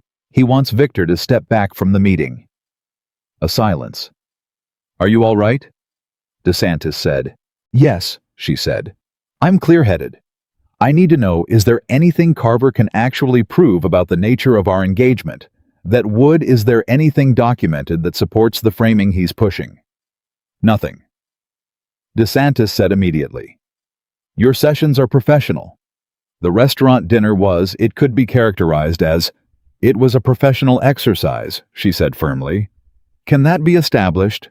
With the right documentation, yes." "Then establish it," she said. "I'll provide a written account of the methodology. I have notes from every session. I can produce a professional record that is entirely clear." She paused. "And then Victor goes to the meeting as planned, with Sophia present as planned, and Carver has nothing." DeSantis was quiet for a moment. "You are protecting him," he said. Not accusingly, with something closer to respect. "I'm doing my job," she said. "Ms. Bennett," DeSantis said. "Yes, I have served this family for 40 years, he said. "I have watched Victor Romano make decisions about power and protection and what to sacrifice for what." A pause. "I have not seen him choose someone over the calculation. Until now." Another pause. "I believe you already know what that means. I just wanted to say it plainly from someone who has known him since he was a boy." Claire stood on the sidewalk in the cold. She said, "Tell him about the call. Don't tell him I called you first. He'll want to handle it, and I need him focused on the meeting. Can you manage that? Yes, DeSantis said. Thank you. She hung up. She stood still for another moment. Then she started walking. She walked fast with her hands in her pockets, and the cold against her face, and the particular feeling of someone who has just made a choice. They're not ready to examine too closely, because examining it will make it real, and real things have weight, and she needed to be weightless until after the meeting. She thought about what DeSantis had said. I have not seen him choose someone over the calculation. She thought about what Sophia had said. The most alive he became was when he mentioned what you'd said. She thought about a man who had stopped believing in Sunday dinners until he started having something that felt exactly like one. She thought 2 more days. 2 days until the meeting. 2 days until whatever came next was allowed to be named. 2 days until she could stop holding the thing at arm's length and making it behave. She called Anna. It's me, she said. I know, Anna said. What happened? I'm still doing my job, Claire said. I know that too. A pause. Claire, when does the meeting happen? Friday. And after Friday? She was quiet. I don't know, she said. Something different. Are you scared? She thought about it honestly. No, she said. I'm terrified. That's how you know it's real, Anna said. Claire held the phone. She thought about watercolors and how you cannot correct them. Once the paint is down, it's down. You work with what you did, or you start over. She thought about the specific cost of starting over. She thought, I am not starting over. She said, I have to go prepare his documentation. Of course you do, Anna said warmly. Go. She went. She worked until midnight, producing the cleanest professional record she had ever assembled for any engagement session. Notes, methodology, objective, markers, correspondence, timestamps, everything laid out with the precise clarity of someone who understood that paper was the last line between a man she was not yet allowed to love and the people who wanted to use her against him. She sent it to DeSantis at 12:17 in the morning. She went to bed. She lay in the dark and thought about 2 days and what came after, and the specific weight of something that could no longer pretend it was anything other than what it was. She thought 2 days. She did not sleep for a very long time. Victor found out about Carver's call to Claire at 7 in the morning on Thursday. DeSantis told him exactly what she had asked, that she had called first, that she had been clear-headed and deliberate, that she had produced the documentation herself and sent it over before midnight. He told Victor all of it in the careful, measured way he told difficult things, watching Victor's face the entire time.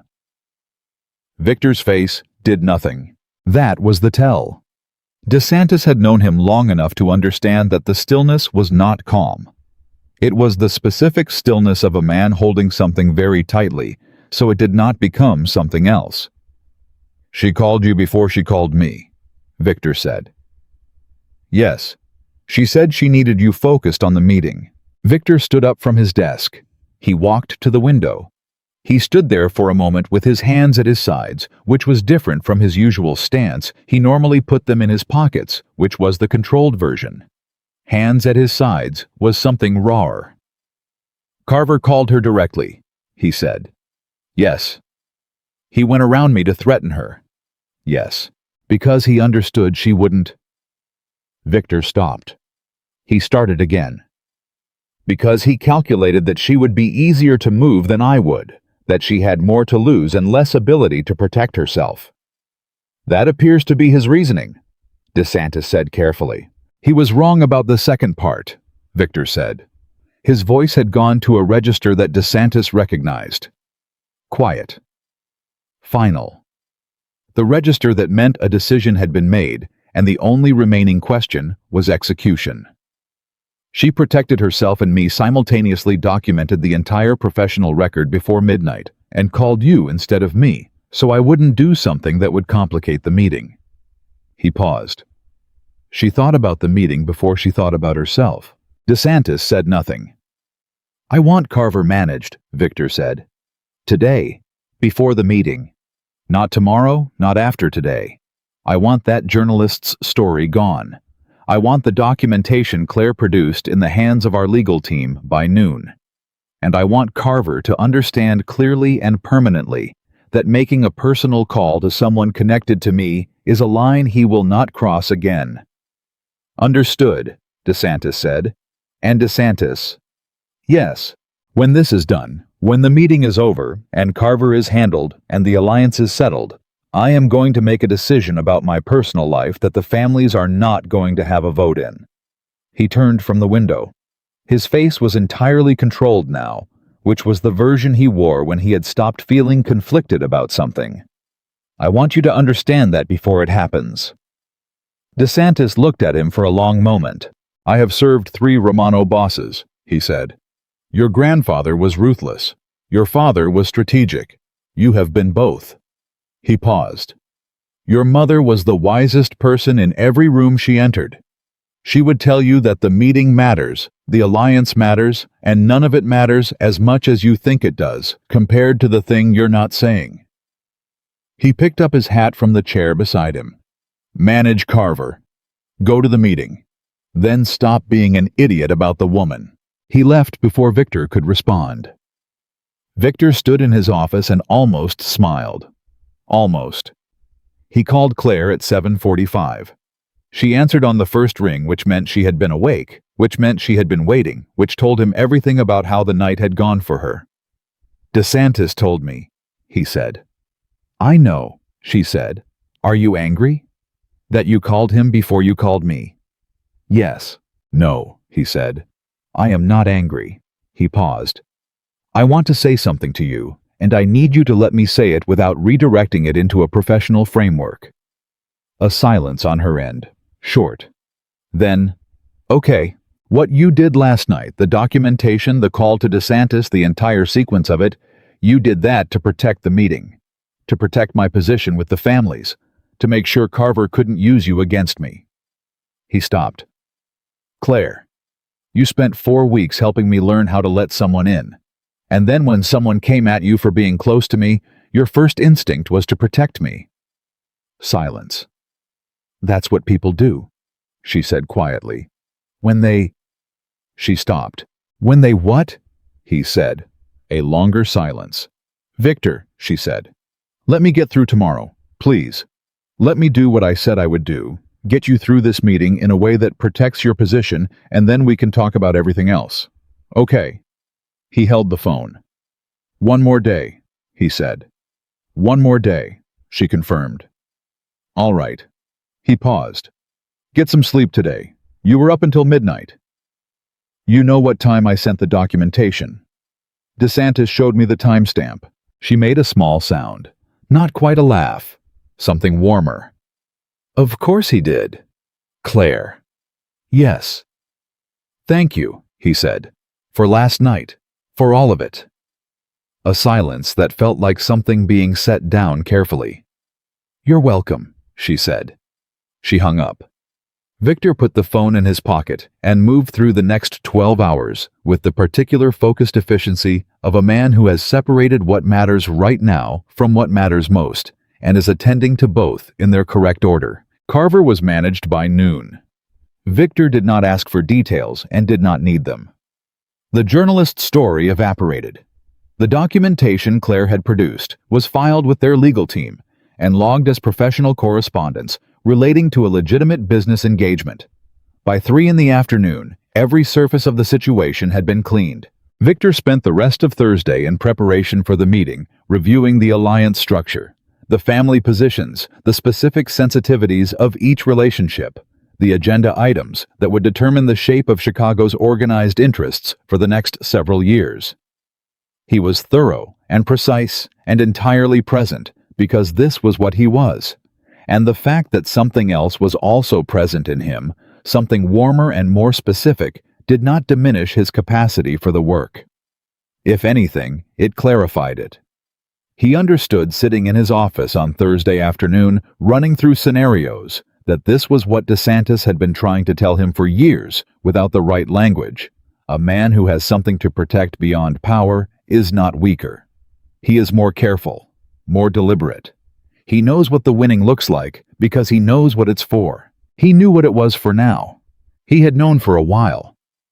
The alliance meeting was held on Friday evening at the Romano family's formal residence on the north side, a house that Victor used exactly 3 times a year for occasions that required the weight of tradition and the particular authority of a space that said, "This family has been here a long time and intends to stay." Sophia arrived at 6:45, 20 minutes before the other families.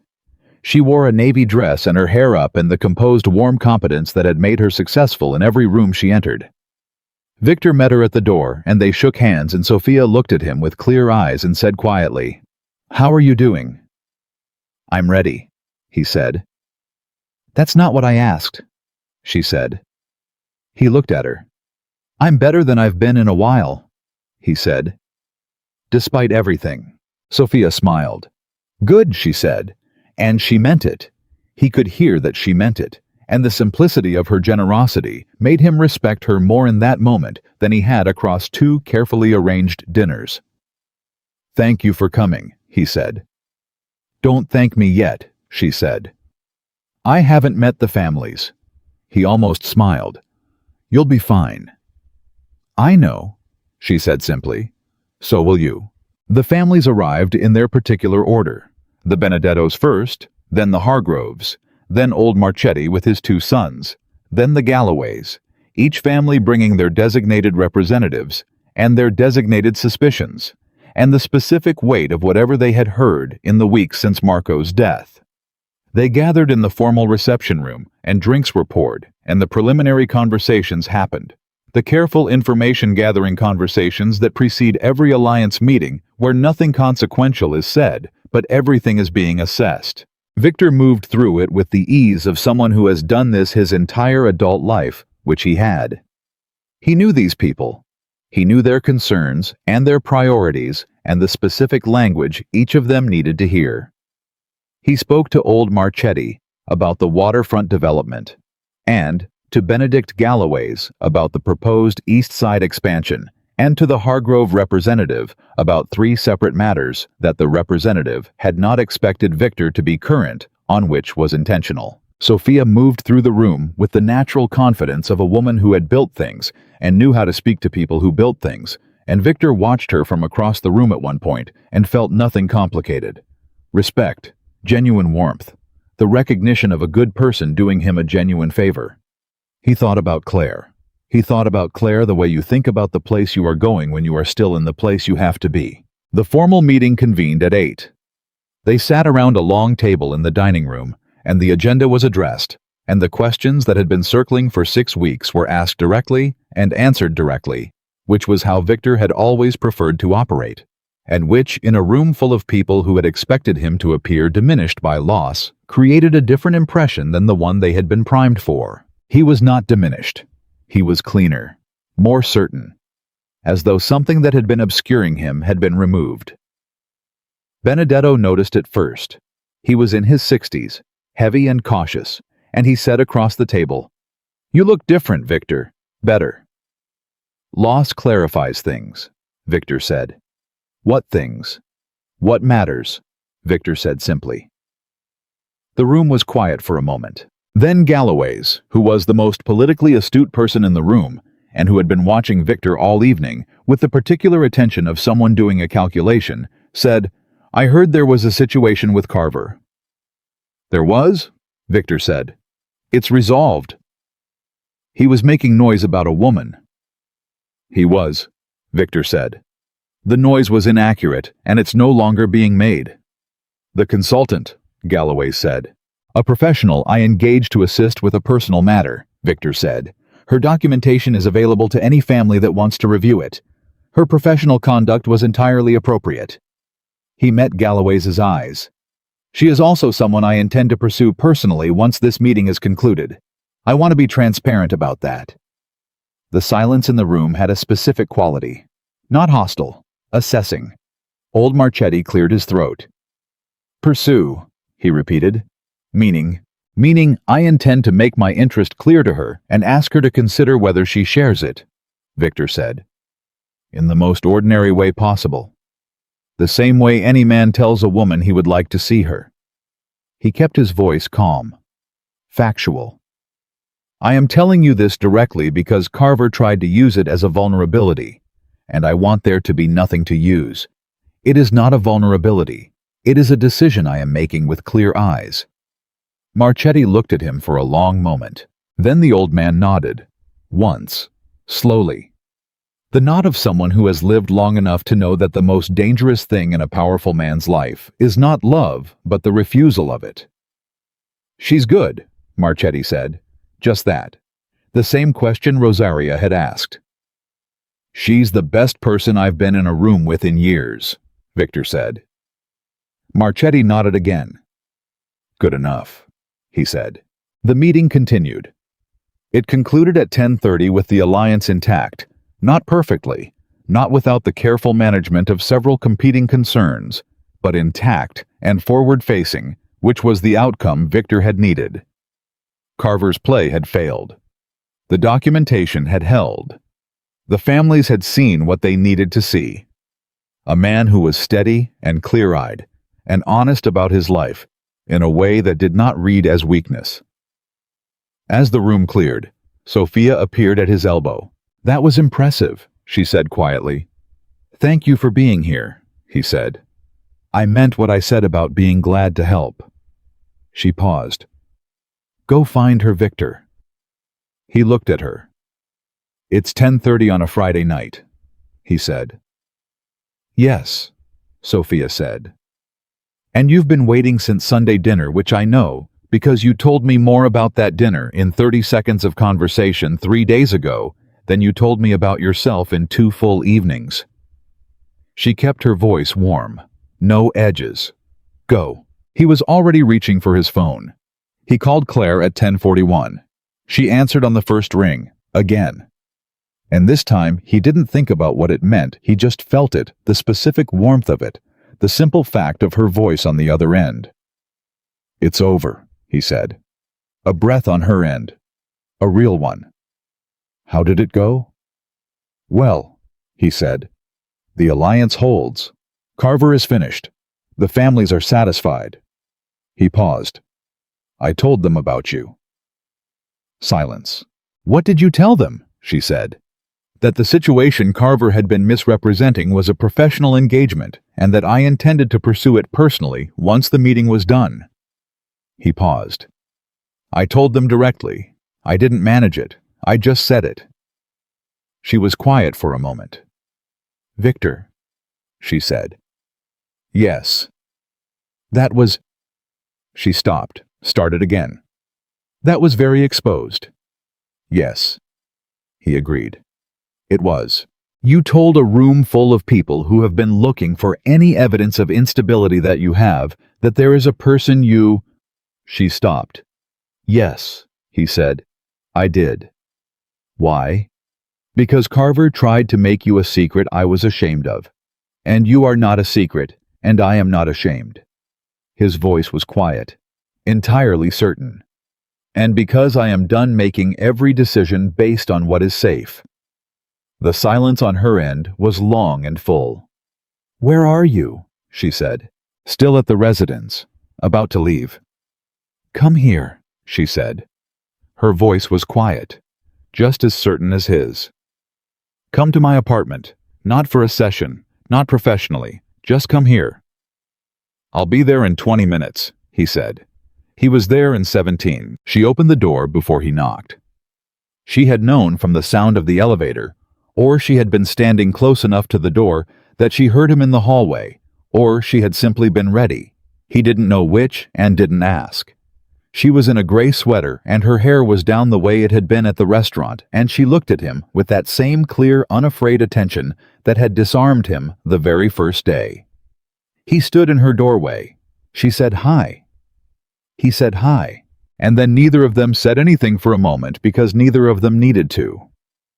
They had said everything already in sessions and late calls and carefully managed professional distances and the particular weight of all the things they had held at arm's length for 5 weeks.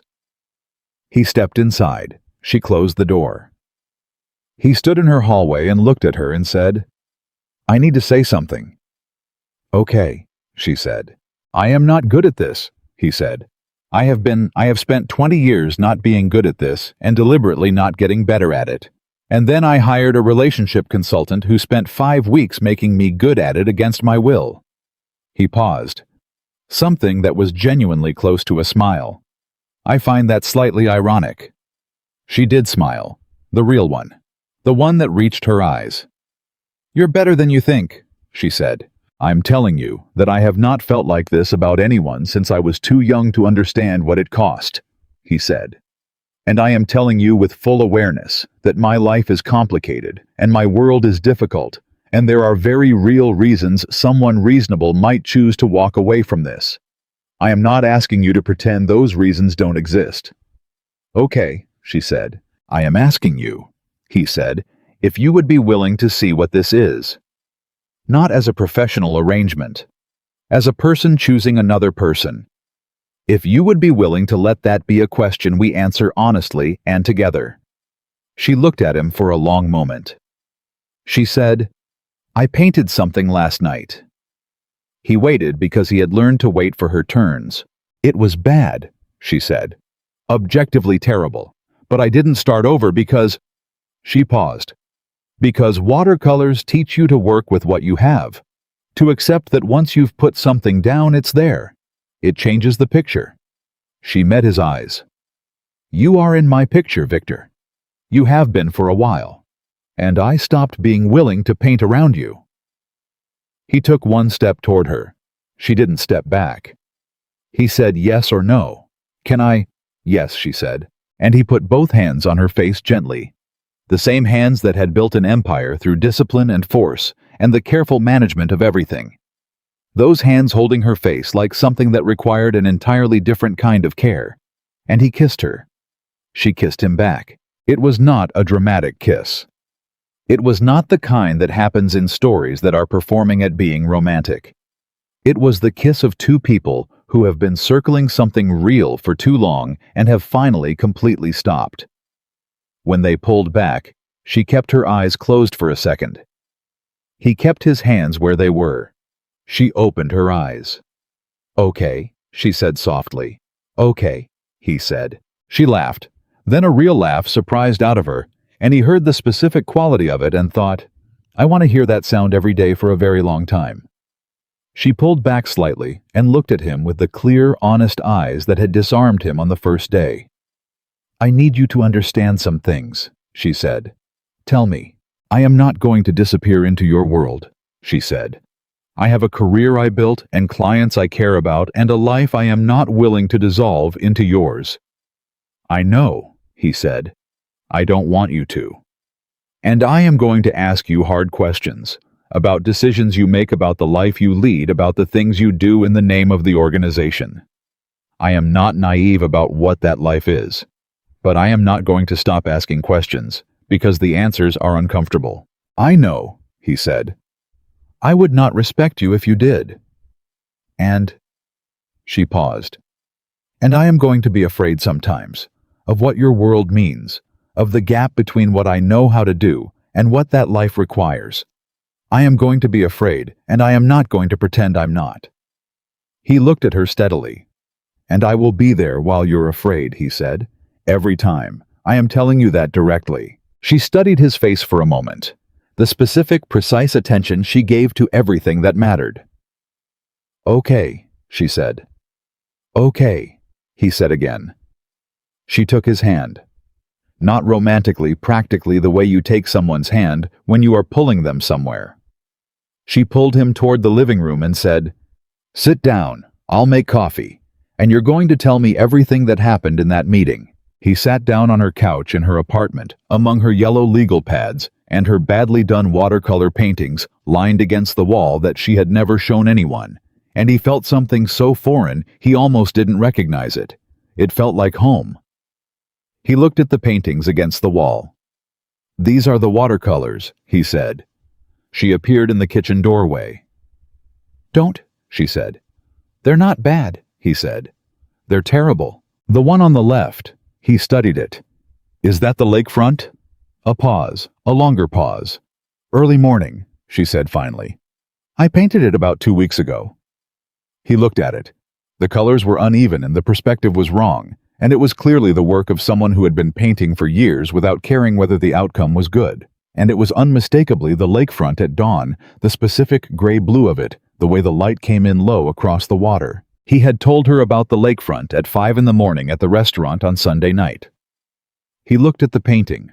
He looked at the kitchen doorway where she was doing something that involved not meeting his eyes. "Claire," he said. "The coffee is almost ready," she said. "You painted this after Sunday," he said. A silence. "The colors weren't right," she said. I was practicing." "You were thinking about it," he said. "About that night." Another silence. She appeared in the doorway. She was holding 2 mugs. Her expression was the professional one, the composed, clear-eyed one, except that something around the edges of it was not quite composed. "Yes," she said. "I was thinking about it." He stood up from the couch. She crossed the room and put the mugs on the coffee table and stood up to find him much closer than she had expected, and for a moment they were just standing there in her living room, in the quiet of a Friday night that had turned into something neither of them had planned at the beginning of it. 2 weeks, he said. "Victor, you painted it 2 weeks ago," he said. "You were all ready." "I know when I painted it," she said. "Then you know what it means." She looked up at him. Something in her expression shifted the last of the professional distance, the last of the careful management, the last of the container she had been building around things too big to stay contained. "Yes," she said. "I know what it means." He reached out and tucked a strand of hair behind her ear. Simple, careful. "I'm not going anywhere," he said. Her eyes held his. "Neither am I," she said. They stood there in the quiet, and the coffee went slightly cold on the table, and neither of them moved to drink it. And the city was alive and complicated outside the window and inside the apartment. It was just 2 people who had finally entirely stopped pretending. She told him about the meeting, not his meeting hers. She told him about Carver's call and what she had felt in that moment and the decision she had made standing on the sidewalk. She told him honestly the way she told him everything without softening it. He listened the way he listened when something mattered. When she finished, he said, "You were scared." "Yes." "And you protected me anyway." "Yes." "Why?" She looked at him. "You know why," she said. He nodded. Slow, deliberate. The nod that meant acceptance without surrender. "Say it," he said. "I want to hear you say it." She held his gaze. "Because I love you," she said. Clean and simple, and without drama, the way she said everything true. "I have loved you since approximately the 5th session, which is extremely unprofessional, and I have been managing it for 3 weeks, and I am done managing it." Something crossed his face that she had never seen before. Not the armor, not the controlled management of a powerful man's expression. Just him. Just Victor, unguarded and entirely present, the person under every layer of everything the life had required him to build. "I love you," he said. And the words in his voice were different from how they would have sounded 6 weeks ago, not because they were said differently, but because he was different. The man who said them had been changed by weeks of honest sessions and late phone calls, and one quiet dinner, and a woman who had looked at his handwritten list and called it what it was. She stepped into him. He put his arms around her. They stood like that for a long time. Outside the city, went on being what it was. The families went home from the alliance meeting, carrying whatever conclusions they had drawn. Sophia Blake drove home through the north side with a small smile she didn't try to explain to herself. DeSantis sat in his kitchen and poured himself a measured glass of something good and raised it slightly toward nothing in particular. And in a small apartment with badly painted watercolors against the wall, Victor Romano, who had spent 20 years building a world where nothing could reach him, held on to a woman who had reached him anyway, and understood for the first time what winning actually felt like. Not power, not position, not the careful architecture of control. This, exactly, simply, irreversibly, this. And Claire Bennett, who had spent her entire career helping other people find the thing she was currently standing inside of, thought I was right. It is possible for anyone who is genuinely willing to be known. She had known that. She had not known it would be him. She was not sorry. The first thing that changed was small. Victor started answering his phone differently. Not the business calls, those remained what they had always been, clipped and precise and entirely purposeful. But the calls from Claire, which now came at ordinary hours and for ordinary reasons. She was running late. She had a question. She heard something on the radio that reminded her of something he had said. Those calls he answered with a different register in his voice. Softer at the edges, more immediate, less managed. Caruso noticed within a week. He didn't say anything. He was too professional to say anything. But Victor caught him looking once, that same calculating glance he'd had in the elevator on the first day Claire arrived, the rapid assessment of odds, and this time the calculation appeared to come out differently. Because Caruso's expression settled into something that was not quite a smile, but was adjacent to one. Victor let it go. He had stopped minding being read. That was the second thing that changed. He had spent 20 years being meticulous about what he showed and to whom and in what quantity. It was not performance, it was survival. And in his world, the distinction between the two had never been clear enough to matter. But something in the 5 weeks of sessions with Claire had done something irreversible to that particular mechanism. She had asked him questions that required real answers, and he had given real answers, and the world had not ended, and the power had not collapsed, and the families had not descended. And somewhere in the accumulated weight of all those real answers, the mechanism had shifted. He was still careful. He was still precise. He was still, in every way that the organization required, Victor Romano, controlled and formidable and entirely clear about what his world demanded. But inside that something had opened, and he was not trying to close it. Claire noticed the change from the outside, which was a different experience than noticing it from inside a professional session.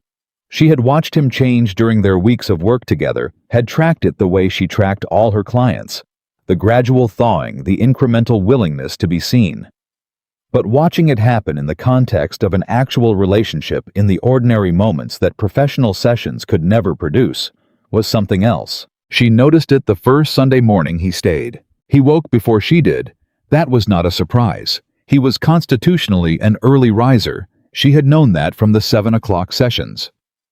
What surprised her was that she found him in her kitchen, not on his phone, managing the morning's crises, but standing at the counter with his jacket off and his sleeves rolled up, frowning at her coffee maker, with the particular expression of a man who is too proud to admit he doesn't know how something works. She stood in the kitchen doorway and watched him for a moment.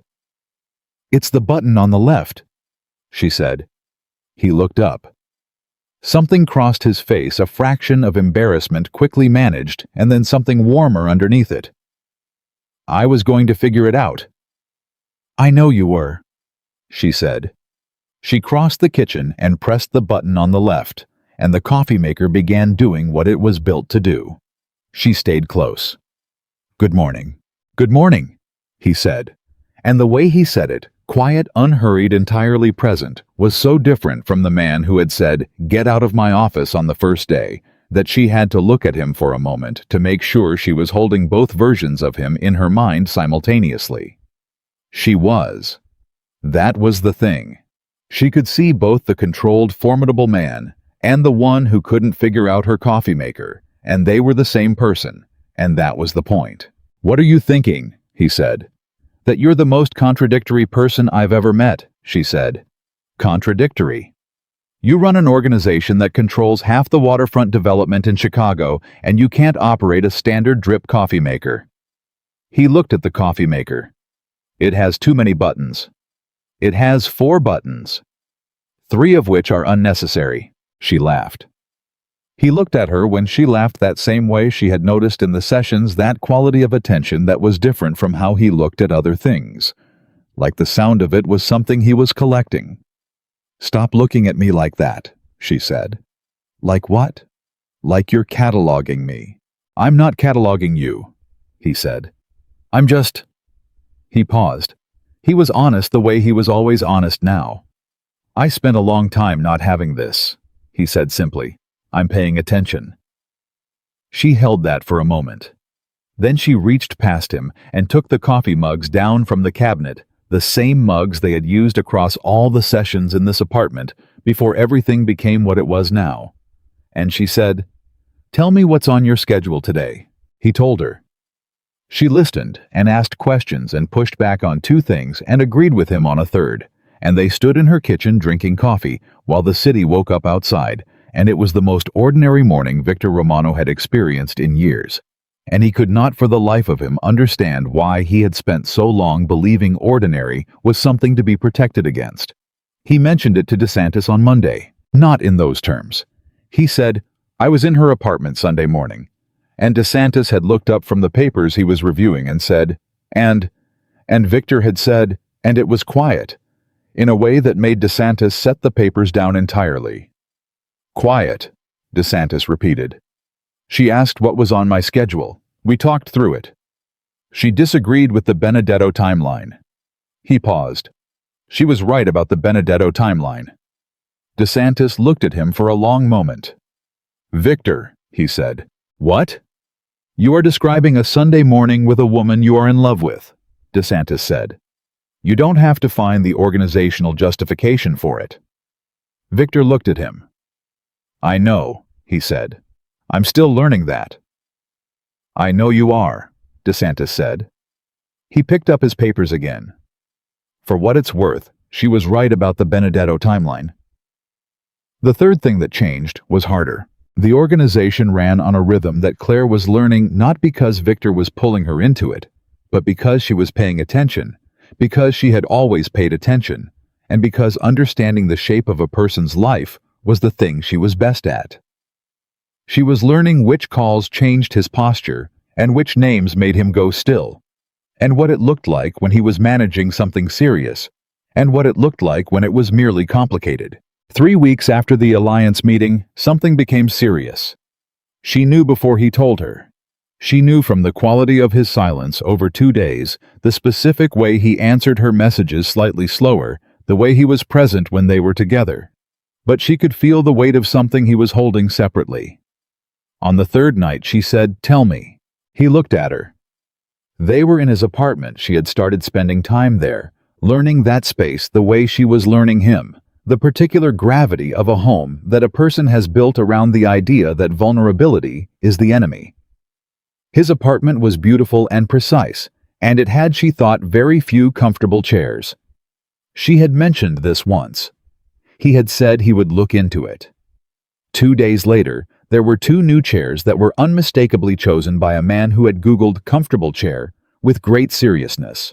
She was sitting in one of them now. He sat across from her. "There's been a development with one of the families," he said. "The Hargroves. They've been making moves on the east side that suggest they're testing the boundaries of the alliance agreement." He paused. "If it escalates, it will require a response." "What kind of response?" she said. He looked at her. "The kind that is not simple." She held his gaze. "I told you I was going to ask hard questions." "I know." "So I'm asking," he told her. Not everything, not the specific operational details that she didn't need, and he wouldn't share regardless, but the shape of it. The nature of the threat, the nature of the response, the calculus of what was required in a world where the rules were not the ones she had grown up with. She listened without interrupting. When he finished, she was quiet for a moment. "I don't like it," she said. "I know.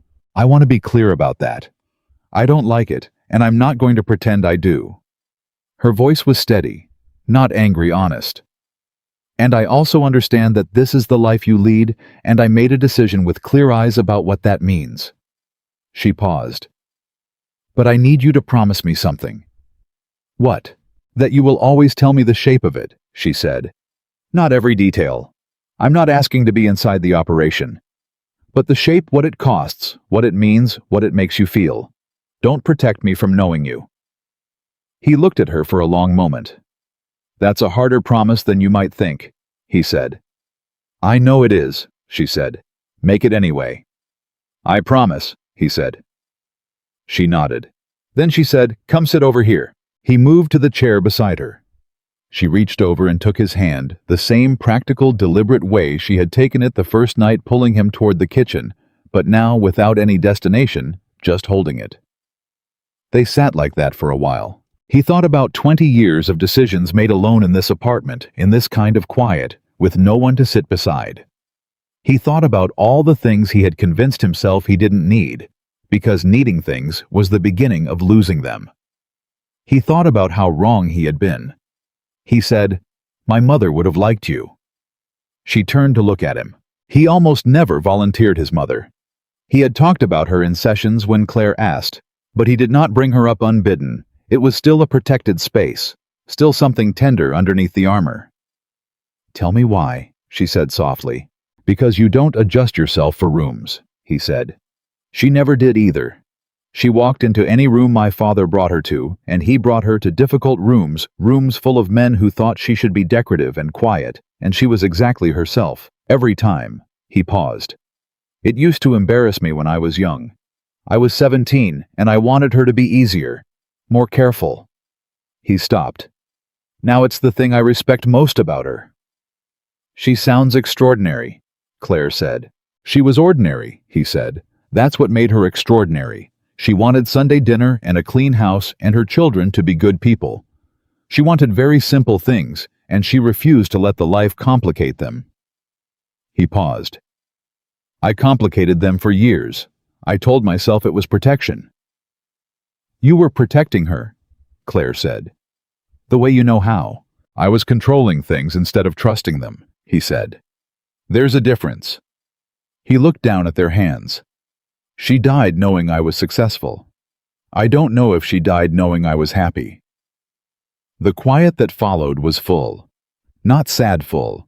The kind of quiet that exists when something true has been said, and both people know it. "I think she knew you were trying," Claire said. "Mothers know that." He was quiet. "I think she would have told you to stop trying so hard at the wrong things," Claire said. He almost smiled. "Yes," he said. "She would have said exactly that, probably while feeding me something." She squeezed his hand.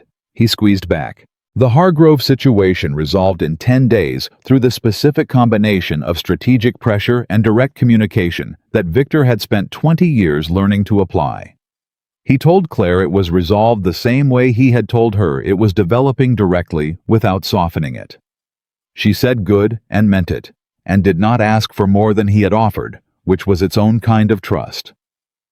The 4th week brought the first test. It came in the form of a journalist, a legitimate one this time.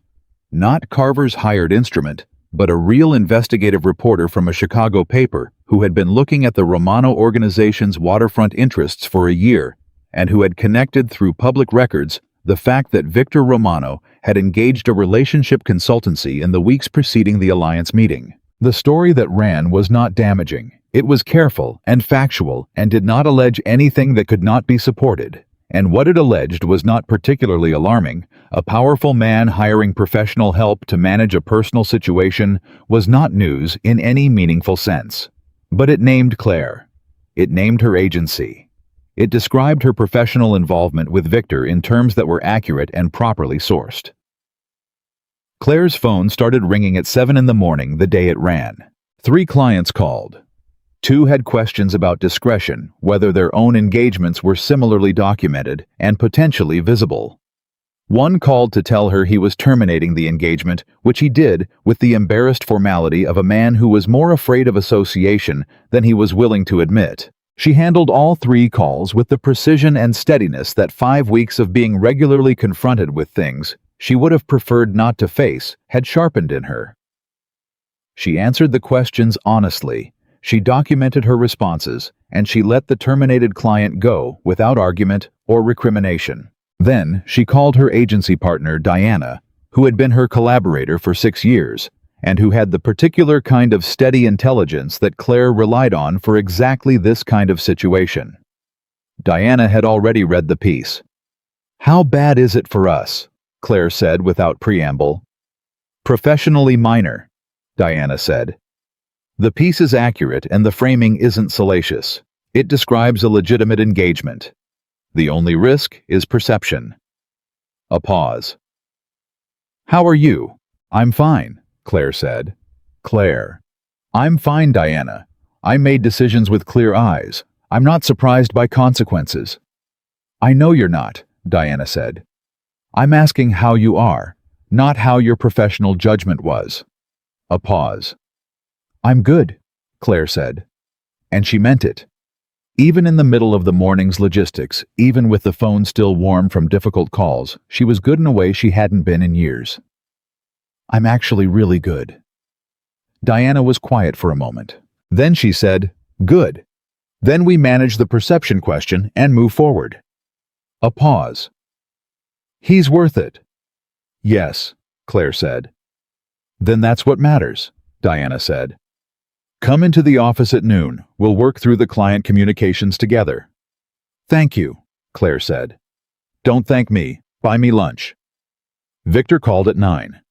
I saw it, he said. I know you saw it, she said. My phone has been interesting this morning. How bad? One termination, 2 concerns that I've addressed one partner who is calm and practical and already problem-solving. She paused. It's manageable. I can... No, she said. You cannot do anything about it, and I don't want you to. This is my professional world, and I handle it. She kept her voice clear. What I want from you is to not make decisions on my behalf without asking me. That includes protective decisions. A pause. Understood, he said. His voice held something not quite contrition, but its first cousin. Victor. Yes. I'm not angry, she said.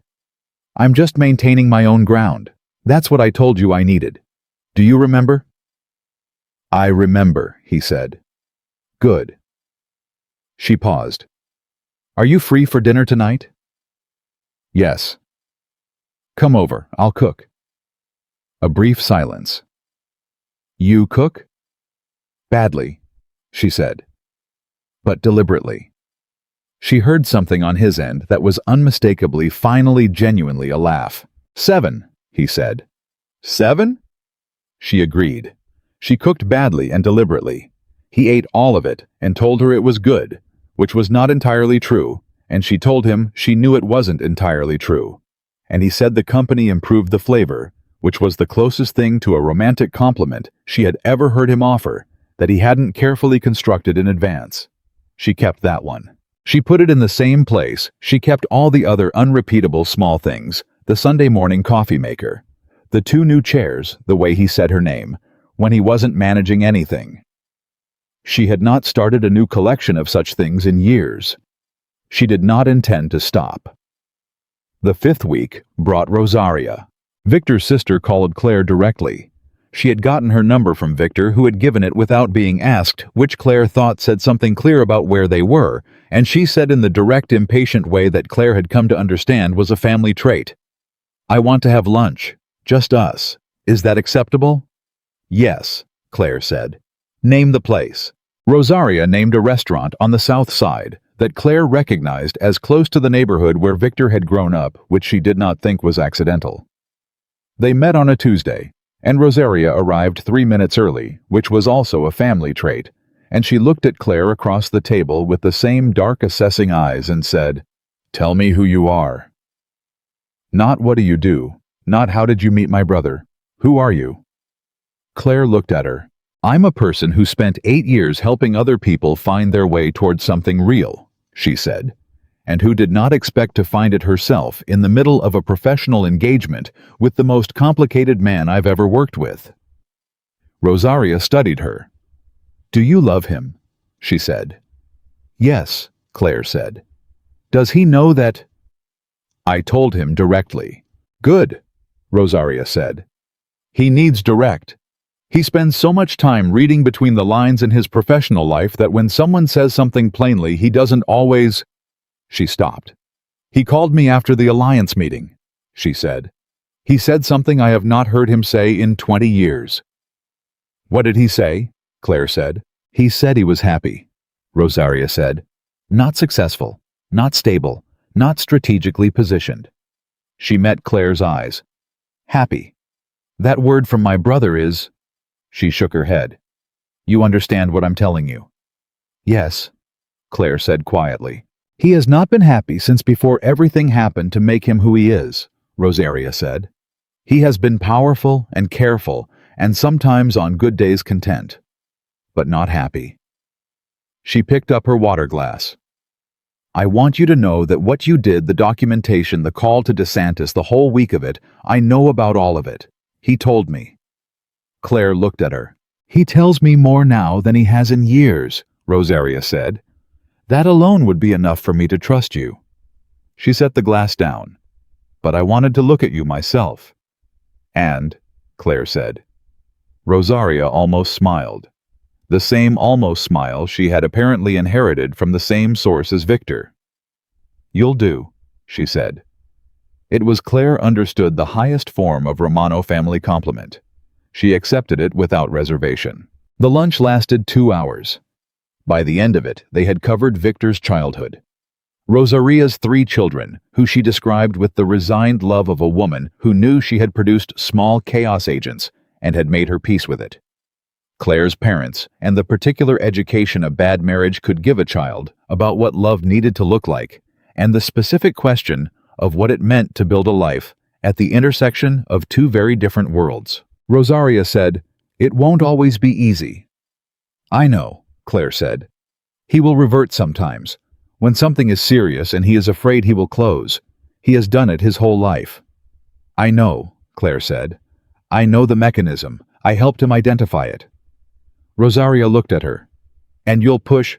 I'll ask, Claire said. I'll keep asking. That's what I do. Good, Rosaria said. Because he needs someone who asks. He has spent 42 years being surrounded by people who either obey or calculate. He has never had someone who just asks. He has someone now, Claire said.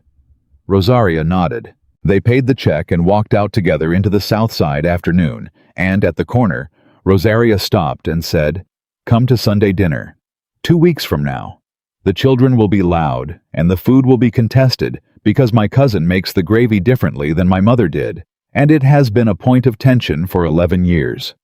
She paused. But it is Sunday dinner, and it matters. Claire thought about Victor's voice when he had described his mother's Sunday dinners. The specific quality of something remembered as foundational. I'll be there, she said. She called Victor from the car. I had lunch with Rosaria, she said when he answered. A pause. I know. She texted me. What did she say? You'll do, he said. The dry, warm edge of it. She laughed. He heard it, and she heard him hear it. She invited me to Sunday dinner, she said. I know that too, he said. Were you going to mention it? I was going to see if she asked you first, he said. It was important to her to ask herself. She held the phone. You let her do it her way, she said. She's my sister, he said. She does things her way or she doesn't do them. That's very evolved of you, Claire said. Don't push it, he said. She laughed again. The Sunday dinner was loud and warm and exactly as contested as Rosaria had promised. 3 children under 10. A cousin who defended his version of the gravy with the seriousness of someone arguing a legal case. DeSantis present because he was apparently present at every Romano family gathering and had been for 30 years. And Rosaria's husband, a quiet engineer named Paul, who had Claire quickly understood survived 11 years in this family by being entirely unintimidated by any of it. Victor was different there. She had seen him in his office and in her apartment and at his residence and in the quiet of 2 people learning each other. She had seen all the versions she had catalogued across their weeks of work. But here in this house, at this table, surrounded by his family's noise and history, and the specific smell of contested gravy. Here he was something she hadn't seen before. He was relaxed. Not managed relaxed. Not controlled relaxed. Actually, physically, entirely relaxed. He sat with one of Rosaria's children climbing on him with the casual ease of a child who had been doing it forever. And he talked to Paul about something structural, with the interested attention of a man who liked learning things. And he argued with his cousin about the gravy, with a fervor that was completely disproportionate to the topic, and clearly about something entirely else. Some long-standing family rhythm she was watching from the outside, and understanding would eventually become hers from the inside. At one point, he looked across the table at her. Just a glance checking. The way you look at someone to confirm they're still there, and still okay, and still present in the thing you're both in. She met his eyes. She nodded once. He looked back at his cousin and continued arguing about the gravy. DeSantis appeared at her elbow near the end of dinner, which she had expected. He refilled her water glass and sat down in the chair beside her and said without looking at her, "You handled Carver's call well." "Thank you," she said. "I told Victor after the fact," he said. "He was not pleased I had kept it from him." "But he understood why," she said. "Yes," DeSantis said. "He understood. That is also new." He paused. He used to be able to understand things only from the strategic angle. Now he understands them from he searched for the word, human angle first. She looked at DeSantis.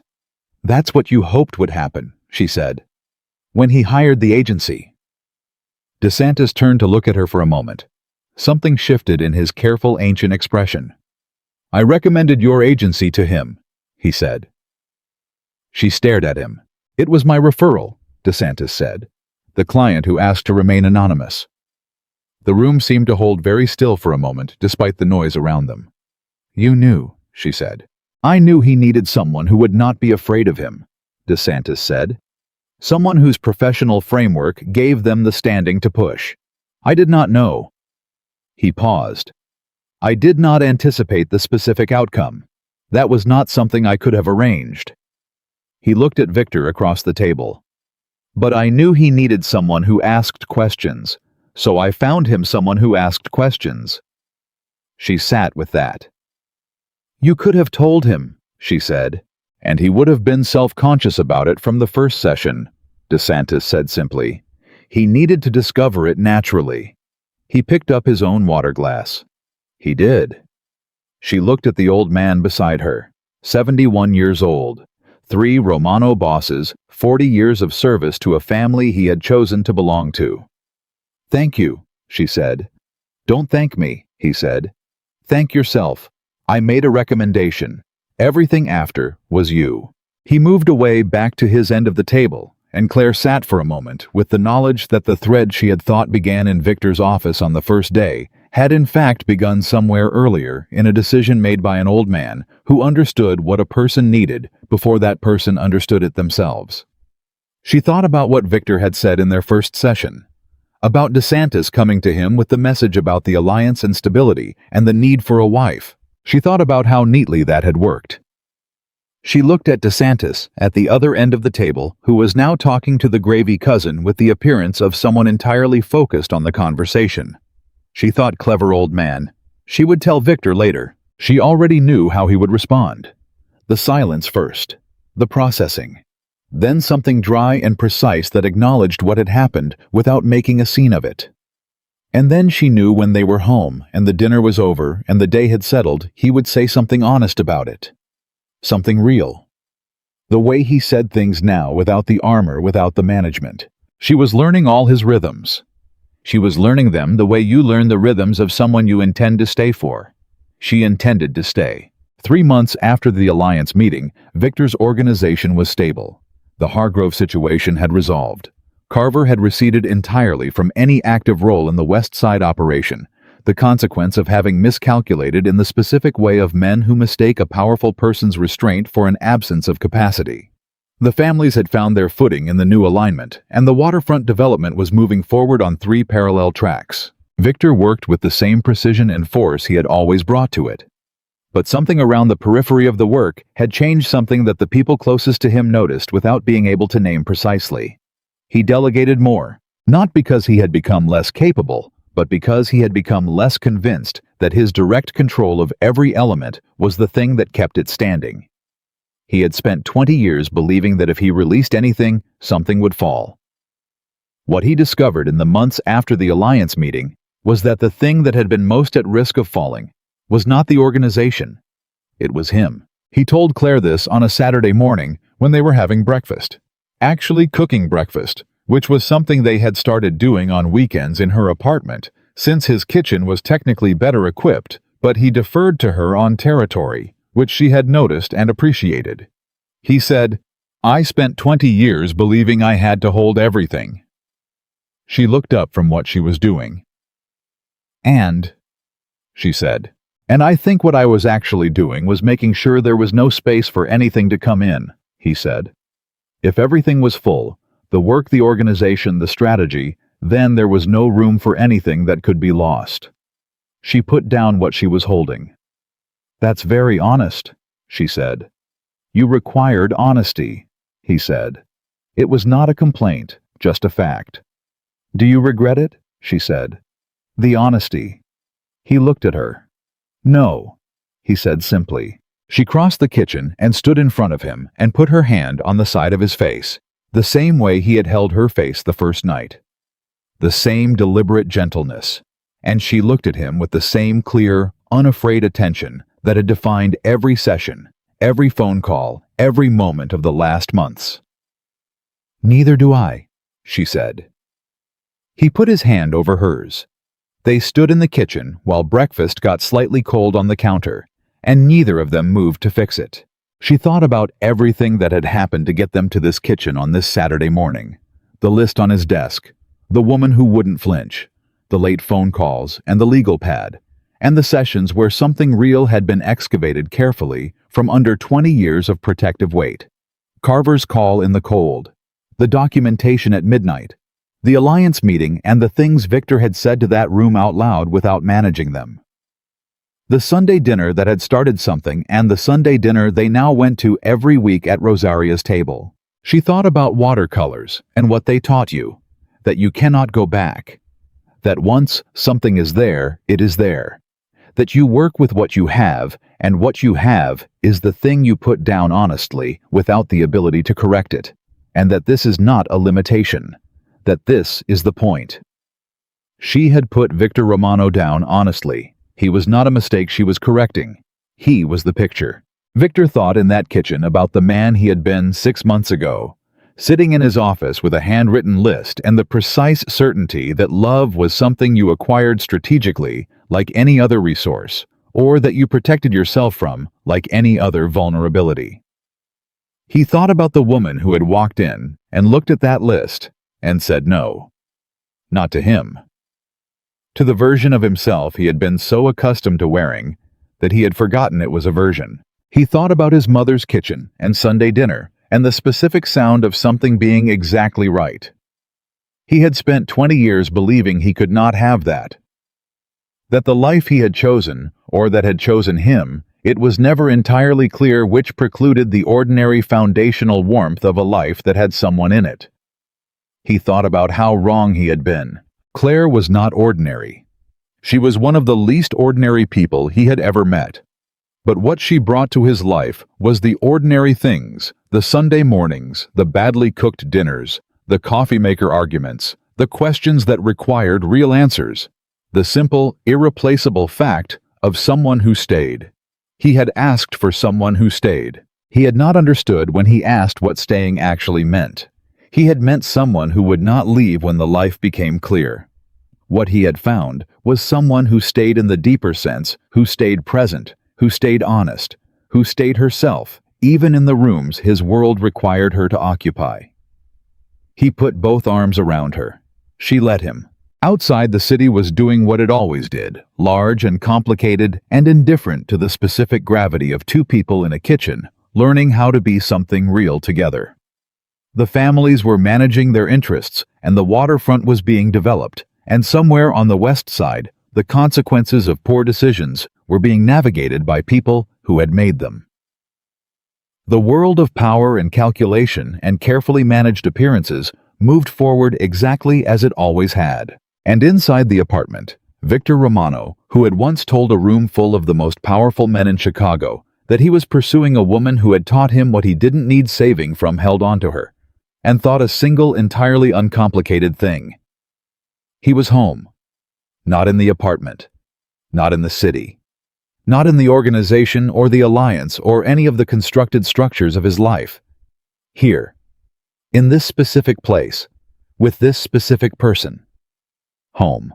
Claire felt his arms around her and did not move away, and thought, this is what I have been helping other people find for 8 years. This specific thing. The gravity of being chosen by someone who has looked at the full truth of you and chosen anyway. She had known it was possible. She had not known it would feel exactly like this, like something settling finally and completely into the place it was always supposed to occupy. Like something that was always going to happen, finding its way to the moment it finally did. Victor Romano had walked into his own office 6 months ago with a handwritten list looking for a woman who would serve a strategic purpose. He had found instead the woman who would not let him remain who he had been. And Claire Bennett, who had spent 8 years standing at the edge of other people's love, helping them find their way and asking the questions that led them toward the real thing, had finally completely walked through the door herself. They had both been looking in their separate and determined ways for something they did not know how to name. They had found it in the last place either of them would have thought to look, in the honest answer to a question neither of them had known they were asking. And in that kitchen on that ordinary Saturday morning with breakfast getting cold, and the city going on without them, 2 people who had found each other the hard way held on, and this time neither one let go.